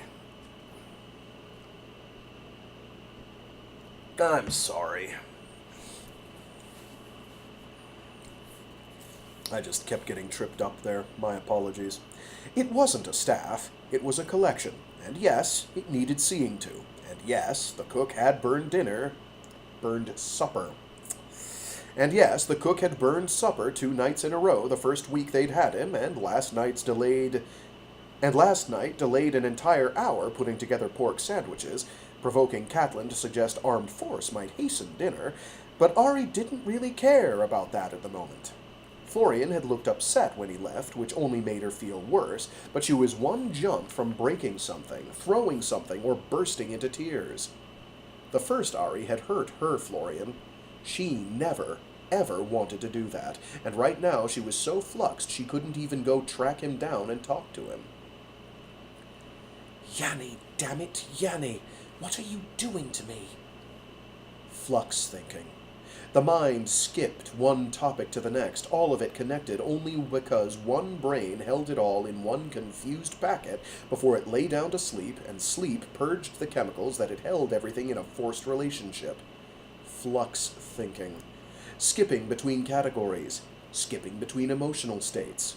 Linking things that weren't linked and then getting way fluxed because there was an emotional charge left over from something else that wasn't even related. It was how CITs routinely did things. ASI, which were started on logical, orderly input from the hour of their birth, didn't flux. Well, the high ones did, but generally had rather not. She, being CIT, being more than bright and having a lot of circuits, was fluxed as hell, and knew it. Mixing categories and jumping from one thought to the next in high flux. That was how ideas were born out of nothing. But she so wanted to sleep, and didn't want to take a sleeping pill. There'd been too many pills. "Get some rest," Justin had scolded her. He knew she was taking cataphoric and deep studying too many hours. He knew she was strung out, but she was trying to watch all of Reseune while Yanni was gone, because she didn't really feel safe with him gone and only Reseune Sec in charge. Hicks, who ran Reseune Sec, hadn't stopped her taking down Dennis, but then she'd come in by surprise and gotten control of system. Oh, I just misunderstood the meaning of the sentence. That's entirely on me. She does these long sentences, and the formatting of the book being rather narrower, the physical formatting of the book being narrower is making it kind of tricky sometimes. I had the opposite complaint with Cytine, so at least I'm consistently hypocritical. Where were we? Hicks, who ran Reseune Sec, hadn't stopped her taking down Dennis, but then she'd come in by surprise and gotten control of system. She's saying at that point in time she jumped in. And I'm misreading that consistently, but it's okay. She didn't feel quite comfortable with Reseune Sec now that she'd resigned her takeover, and let Hicks, as Gerard's second-in-command, assume his authority and his office. She didn't know him. She never had known him, except that Gerard had trusted him. So in this interval, while Yanni was gone, just so as not to give anybody any ideas, she'd sealed herself into her apartment with a staff she fairly well could trust, while she ran her own security checks, because she wasn't clear who to trust and who not in any given department. They were names to her, was all, and she didn't know histories, or how they connected to things that had happened. She was watching things for Yanni, that was what he'd said. Keep an eye on things while I'm gone. And like a silly Azzy, she'd taken it as something she ought to do as a point of responsibility, along with her studies and everything else. She wasn't trusting of Hicks, even if he had stood back and let her deal with Dennis. But once she'd gotten into what was going on in Novgorod, all the same, it turned out she'd have done better to keep a closer eye on Yanni himself for the last several months. A meeting with Sperlin, dinner with Mikhail Corain in Yanni's hotel room, and no record kept that she had yet reached via Base 1, which meant he hadn't recorded it in Base 2. She wanted Yanni back here. She wanted him back so she could look him in the eyes and see him answer and hear a really good explanation of what business he had having an off-record supper with Ari Sr.'s old enemy, after an off-record meeting with Defense, which was a bureau that hadn't been that nice to her at all. That didn't make for a good night's sleep, no matter how badly she needed it.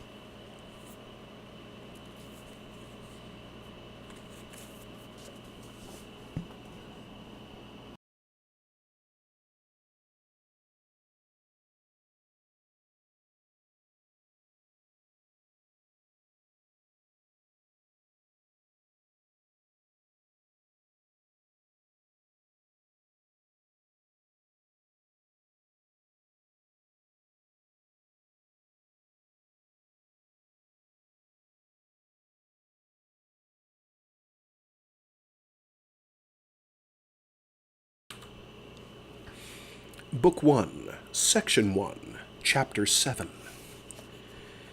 April 26, 2424, 1506 hours. Keyboarding flowed and went on flowing, a spate of pure creation.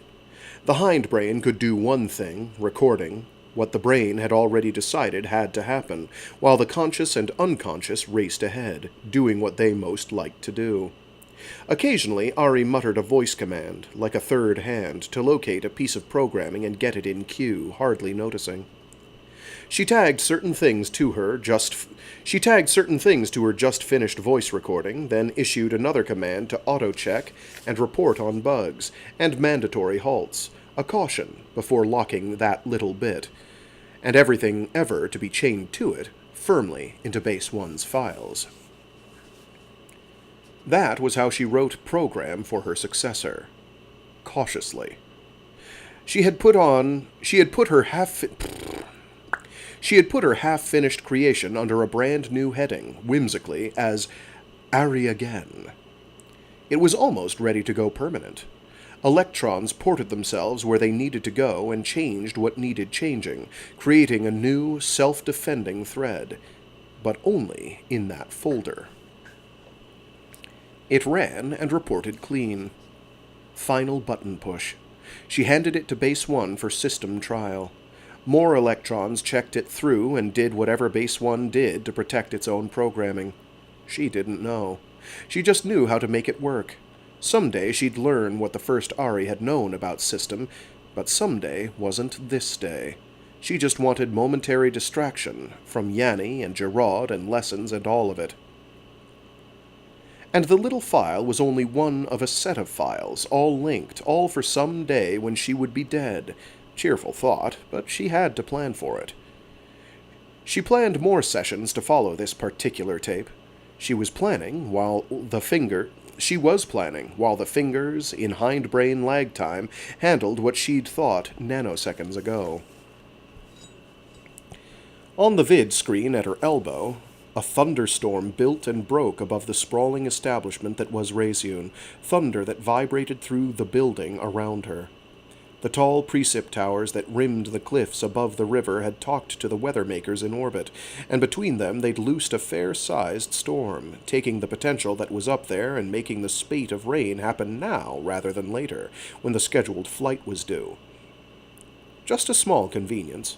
The weather makers did nothing in this instance but hurry things a few hours and make sure that Yanni Schwartz, inbound from Novgorod, would land meticulously on time. Reseune was tiny on the surface of the world that was Cytene, a white dot from the perspective of Cytene Station, seat of the Union Senate, which dealt with the wide universe. She'd seen her world, well, half of it, well, at least the mid-continental Novaya Volga Valley, which was the highway down to Novgorod, to Swigert Bay, and the wide ocean. Mostly, the world outside the human zones was desert. The native life saw to that. Excepting woolwood forests, which loosed deadly strands human lungs never wanted to meet. Excepting the mudflats and ocean beaches near human habitation, which frothed with an unwholesome stew of die-off. You really didn't want to smell it. Terran stuff had early on gotten into the oceans, a bright idea that the modern generation was working to remediate. Purer Reseune water flowed down to the oceans on this continent these days. Gone were the days when raw sewage had run down the river, deliberately loosed into Swigert Bay and outward, killing native life, breeding wildly, and creating that lovely yellow die-off froth at the beaches. In the early days, the driving colonial notion of how to manage Cytene had been changing air and land, ridding the world of native species, creating a new Earth for humankind. Then they'd found that the native life, or part of it, could prolong a human life for decades. Now, the plan was carefully managed enclaves, and in a small program, too small a program in Ari's view, Planus Labs and Reseune Labs alike tried to save what they'd begun too hastily to destroy.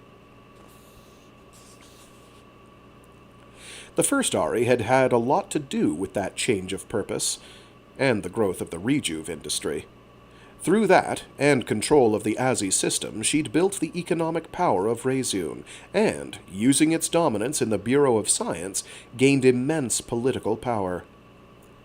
Yanni Schwartz wielded that power now, being Proxy Councillor for Science. And down in Novgorod, where the planetary legislature sat, the Bureaus of Science, Defense, Information, and Trade, habitual allies, had all joined with Mikhail Korain's Citizens Bureau to authorize an ASI production lab at Fargon. She'd heard the news. She'd gotten it before the official broadcast. Budget items she'd seen as headed for easy passage, which was what Yanni... I can't flip pages good. I'm sorry. Budget items she'd seen as headed for easy passage, which was what Yanni was supposed to be promoting down in the capital, had been quietly dropped from the legislative agenda. None objecting. She objected. And she was pissed as hell. Yanni was supposed to persuade the opposition party to pass an expansion of the upriver remediation project, but instead, the council voted on a budget for a new ASI lab on the fringes of space. Alpha capable, no less, clear out at Fargon. Reseune didn't let that technology off the planet, and all of a sudden they were moving it out of Cytene's system?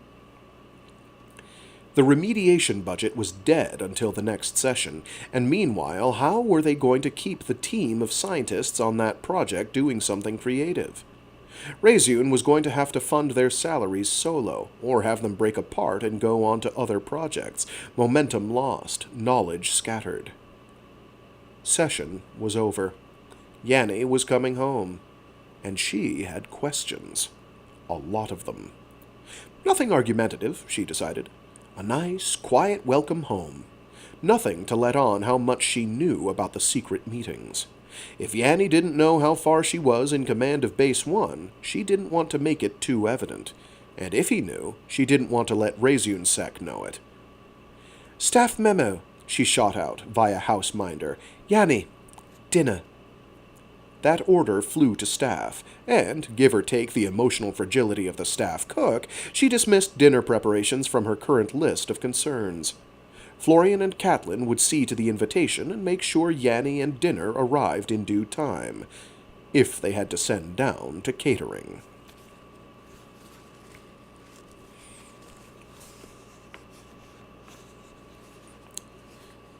Yikes. So, the sense I'm getting is I can do roughly 50 pages in 2.5 hours. I'll get another little mini chapter in. Book 1, Section 1, Chapter 8. April 25, 2424, 1652 hours.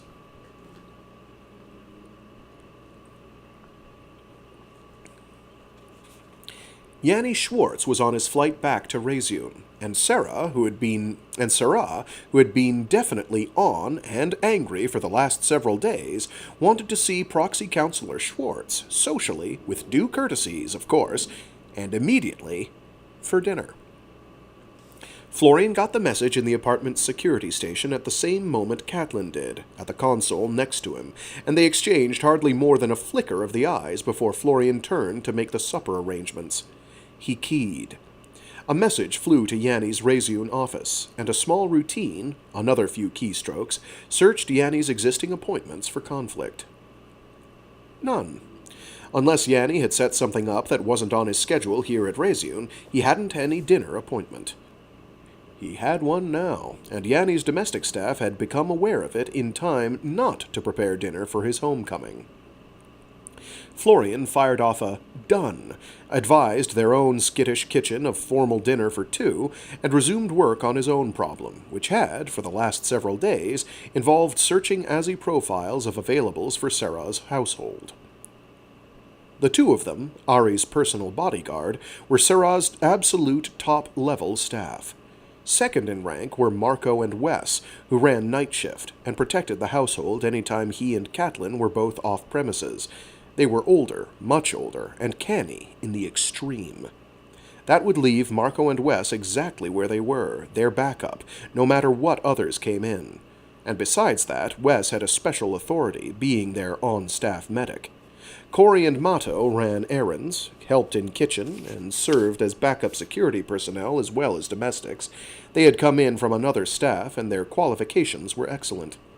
A solitary and harried beta, Callie BC-3218, Major Domo Pro Tem, ran their domestic staff with tolerable efficiency. Then there was Yanni, their Pro Tem cook. Yanni would have entered Meltdown had the guests tonight been more than two, but he would likely manage one more serving, given adequate notice, instead of Cherryh's usual changeable schedule. And, be it noted, in Yanni's defense, he lacked supervisory qualifications. He was not emotionally able to make clear staff assignments.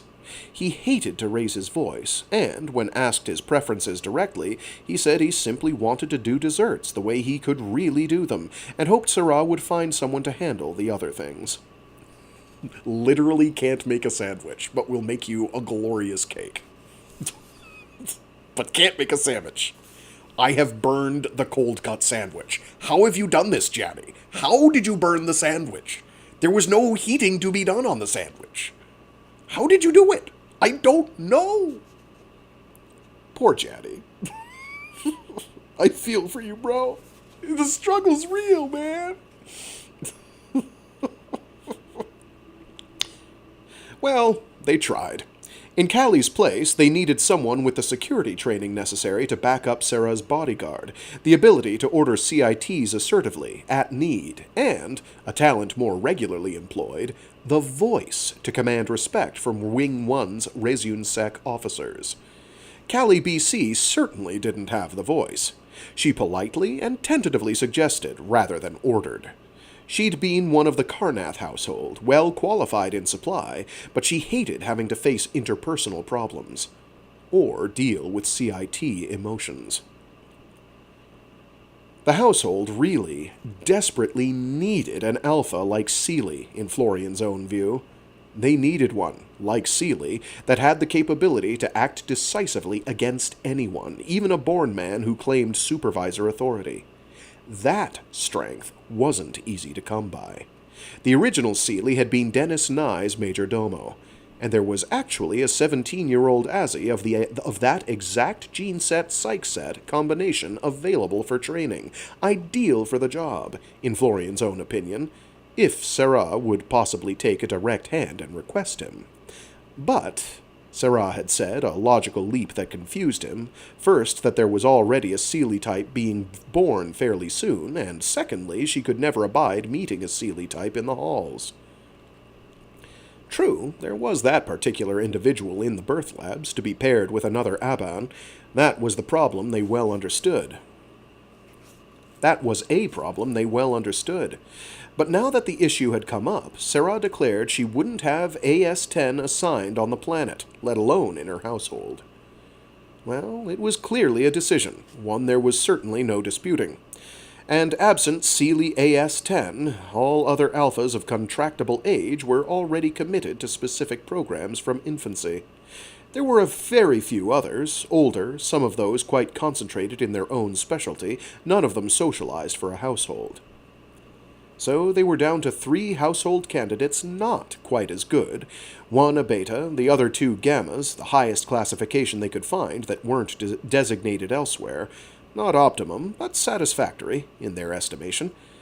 They'd have to mesh smoothly with Yanni and Callie, not get underfoot of Sarah's security, and the major domo had to know when to turn a situation over to security. That put it down to the solitary beta, who was at the top end of beta, but under-socialized for the job. It was frustrating. They were both up to their elbows in lists of tapes studied and certifications given, which Sarah could have read at a glance. But Sarah was either in deep study, or, lately, on her computer, and on a motion-sensitive trigger, so neither of them thought it good to ask Sarah about it. There were other experts they could ask. They sat in Wing 1, in the heart of Reseune Labs, where such sources... I'm going to try that sentence again. There were other experts they could ask. They sat in Wing 1, in the heart of Reseune Labs, where such sources abounded. But that meant exposing the makeup of Sarah's potential staff to people outside, which they were more than reluctant to do. The manuals of contracted Azzy, containing the alterations made in that specific mindset over a lifetime, those were closely guarded, property of that Azzy and his supervisor, and not available in library. But for anybody with a base access above 3, and they were using a small subset of base 1, they could just walk through any uncontracted's manual there was. Scary, already, in their way of thinking. They hadn't known how accessible the uncontracted's manuals were to people in Wing 1 and admin. They were supposed to find new people who were safe. They found instead that the ones they already had taken... They found instead that the ones they already had hadn't been as safe as they had hoped. Somebody had been sloppy. And they ought to report that to Sarah, when she was herself again. But that wouldn't happen until they had the household running smoothly, and that meant relief in the schedule, freedom for them and Marco and Wes to leave the premises and know the apartment would be safe. That meant a good major domo who wouldn't go limp under pressure. And that brought it down to 5 paired beta gene sets in the security track. and finding out whether Dennis or Gerard had ordered any special features in lower level. Unassigned security was... Again... Oh my gosh. One sec, I gotta read this sentence separately. Something between the line break and just the complex syntax she's using threw me. And I didn't know what the sentence meant. Dennis or Gerard had ordered any special features in lower level. Unassigned security was, in Florian's estimations. Really needed expertise. Okay, I think I got it.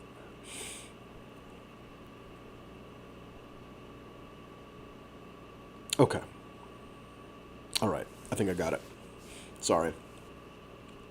And that brought it down to 5 paired beta gene sets in the security track.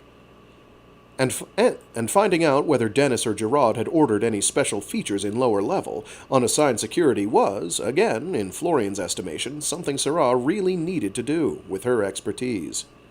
The best they could do was search the database they could reach... The best they could do was search the database they could reach for all interventions in the training, any decision that indicated a deviation from that gene set's initial program. They learned a bit, doing it. They learned more than they'd planned to know about where to look and what to watch for. Social tapes, Sarah had said to Florian, half asleep, in bed. Just be careful of those. The skill tapes don't tend to cause problems. Social tapes are generally what to watch for. That was where spurious instructions could get in, at a very general level. Well, at least the available betas weren't long on social training, and they were beta smart, meaning they'd take tape fast, and literally, if they had to. They ran their search from the security office inside Sarah's apartment, in premises where the first Florian and the first Catelyn had been the authority, in an apartment where the first Ari had lived. 2 of the wall screens were the weather and the airport schedule, the Yanni matter. 2 more monitored the main concourse of Wing 1, downstairs, where the number and manner of people out and about the building seemed ordinary. 1 monitor covered the upstairs, the hall outside. That was vacant, their immediate surrounds. A bank of other screens, constantly shifting the view, monitored the riverside, the private boat dock, and the big wharves where shipments arrived in the town adjunct to Reseune. Cameras swept the town streets, with its usual traffic of ASI and CITs on their own business, a bus, some few runabouts whizzing about to the hazard of pedestrians. Another set of cameras swept the broad fields and pens down in Ag, where crops were burgeoning out of winter earth, and pigs and chickens lived in long, safe sheds, protected, like all the town and the labs, by the ring of tall precip towers that kept the world at bay. Another screen, to the left of the view of the town, was occupied with the parsing of lines of code, the beta psych set they were currently investigating. 3 screens on the side console kept an electronic eye on Sarah's friend Sam Whiteley, at work on the construction site adjacent to, but not yet accessing, Wing 1. Sam's Azzy, Pavel, had a camera clipped to his collar and rarely left Sam for more than a brief errand. That afforded them a good constant view of Sam, who was not the sort to get into trouble in the first place. If this is seeming like a really horrifying police state, security state kind of thing, yeah, it kind of is. It pales, in comparison, however, to our own. Understanding the enormity of the security state that we've got right now, if it were run, hypothetically, by a singular malefactor authority,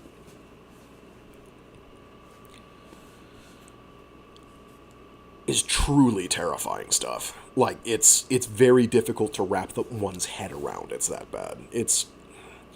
Thank goodness everybody along almost every part of the chain is either too selfish or incompetent to put it all under one person's thumb, as it were.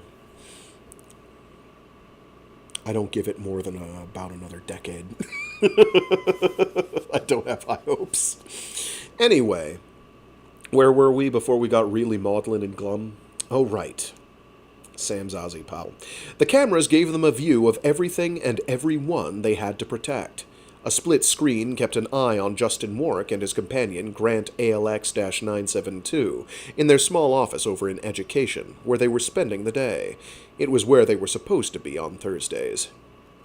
They didn't, however, have one to track Warwick Sr., who was on no one's trusted list, and who was the reason they didn't want to present the files they were working on to Justin Warwick for review. Jordan Warwick.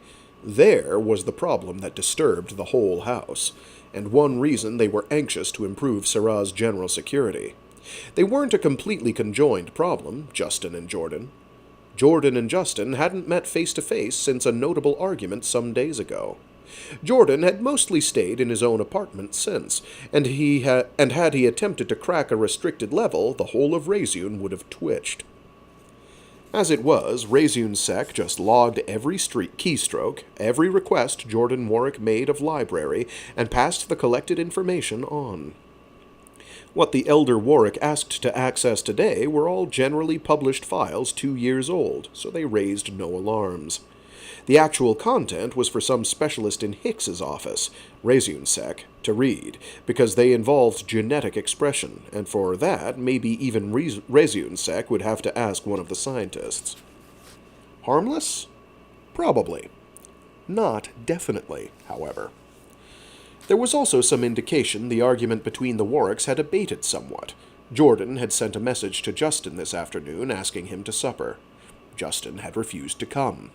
Another message had followed. Jordan had proposed a restaurant. They'd agreed to meet, so Reseune Sec informed them, via Sarah's standing request for information about such contacts. And if they passed a memo to Sarah to tell her that was going on, Sarah, in her current mood, would tell them back off, that Jordan Warwick was not her concern at the moment. But then Reseune Sec, Hicks's office, would move in on the meeting all on their own, and Sarah had told them to protect Justin, had she not? It was like the other instructions this week, a scheduling problem. Poor Florian and Catelyn, so much beleaguered. We could use both these sets, Florian said to his partner, regarding the 2 top candidate pairs. They could be ready soonest. We could use the extra hands. And one more set than we planned gives us backup to handle a situation at the door. There's that. Sarah won't mind the cost. Which one should be senior, then? Catelyn asked. I say BT-384 and GJ-2720. Agreed. BT-384 and GJ-2720, at 21, were younger than the other 2. In fact, senior was always in terms of genetics, rank, and training, not birth order.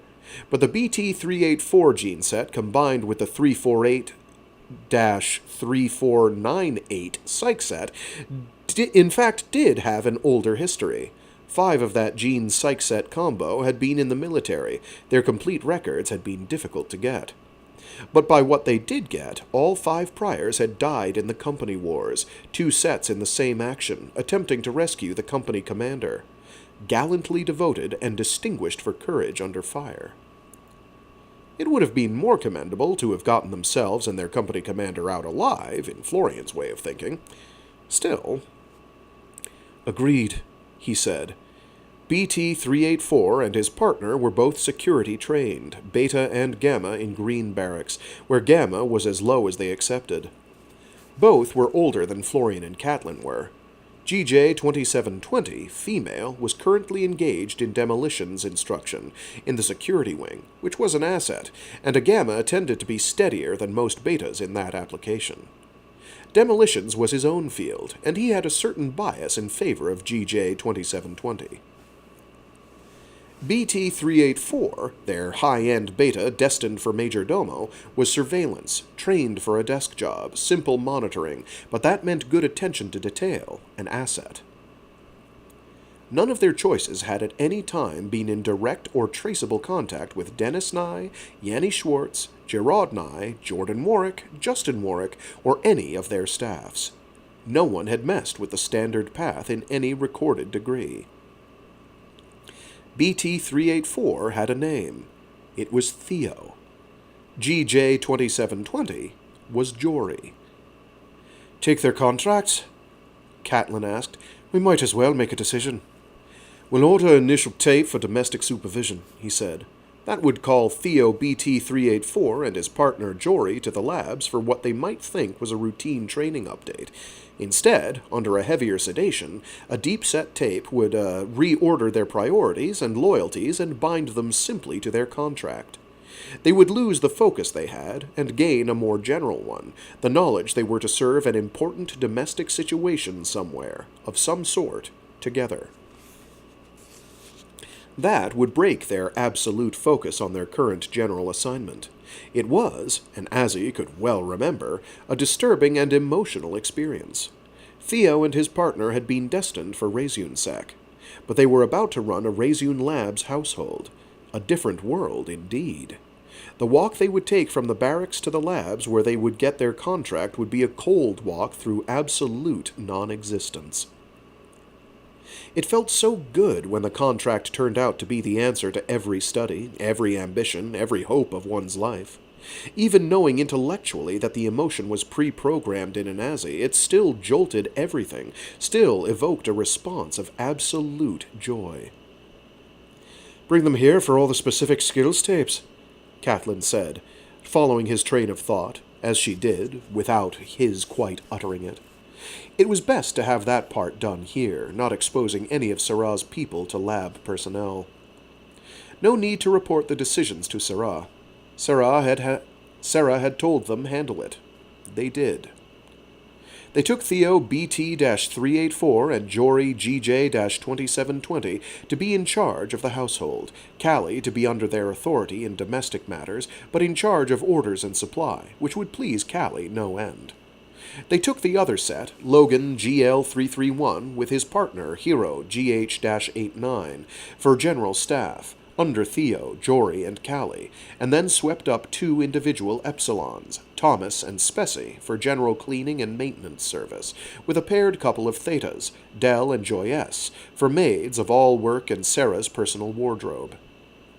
And most of all, the one find about which they'd had absolutely no doubt, 2 other betas, a paired set, Wyndham and Hayes. Wyndham and Hayes, both male, had been destined for a hotel in Novgorod to run a very high-end restaurant with a VIP security certificate. The CIT master chef intended to retire. The CIT chef and the hotel could wait another year. Sarah had just gained one sure prize. Staff might be a little crowded downstairs, given the number of rooms in the lower half of the apartment given over to storage. The CIT living space of the apartment was very large. Its travertine floors and high-ceilinged rooms had easy room for 100 CITs at a party. But the staff, all but themselves and Marco and Wes, being resident in the downward L of main staff quarters, were going to need more beds than they had. Those had to be ordered. Training tape would occupy the new staff's leisure time for several weeks. They'd be in deep study in their quarters in their off hours during that time, and then they'd emerge to make the place run smoothly. Especially the front door. Especially the kitchen. So, decision made. Die cast. The new staff would go through medical, take their pre-contracting tape. Contracting itself took a single moment, once that essential groundwork was done. They'd first be taught social behaviors and protocols in lab, nobody but admin knowing where they were going, and there would be no great fuss here to disturb Sarah's mood. All Sarah had to do was agree to it and sign the request. Once it was done, they could draw a breath, not be working 12 hours on and 12 off as they were now, as they had done for months, while Sarah studied day and night and ran background checks on everyone around her. They didn't disagree with Sarah's preoccupation with security. They weren't quite sure that the threat to Sarah's life was entirely past. They'd seen her through childhood. They'd gotten her this far alive. But the day was coming when Sarah would need a staff far more complex than they had ever been, and in which they might not be as close to Sarah, as all in all, as they had once been.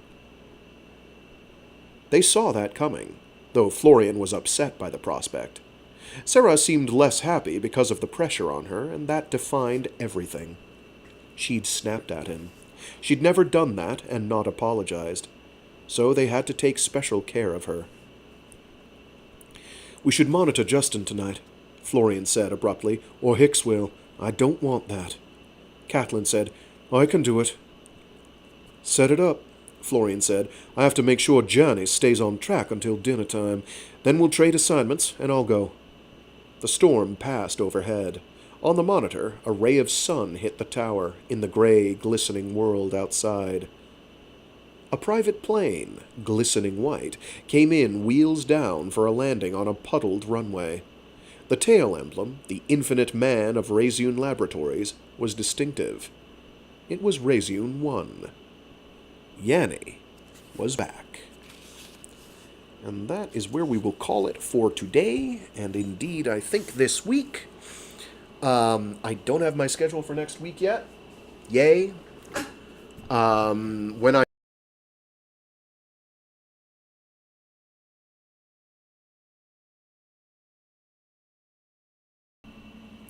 really don't want to cross the wires like that. As soon as I know, I will make it known on the Discord,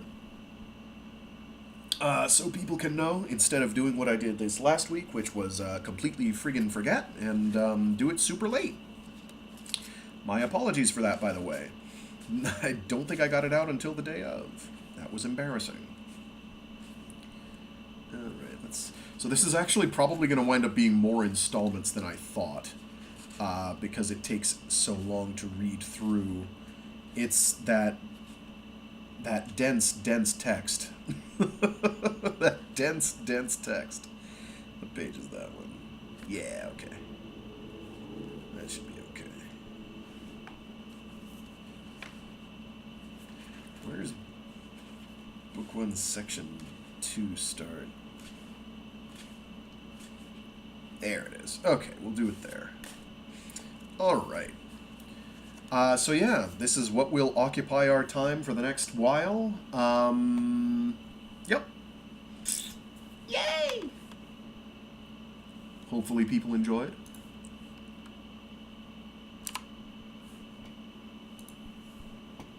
I feel I'm stumbling on this one a bit more than I have been lately.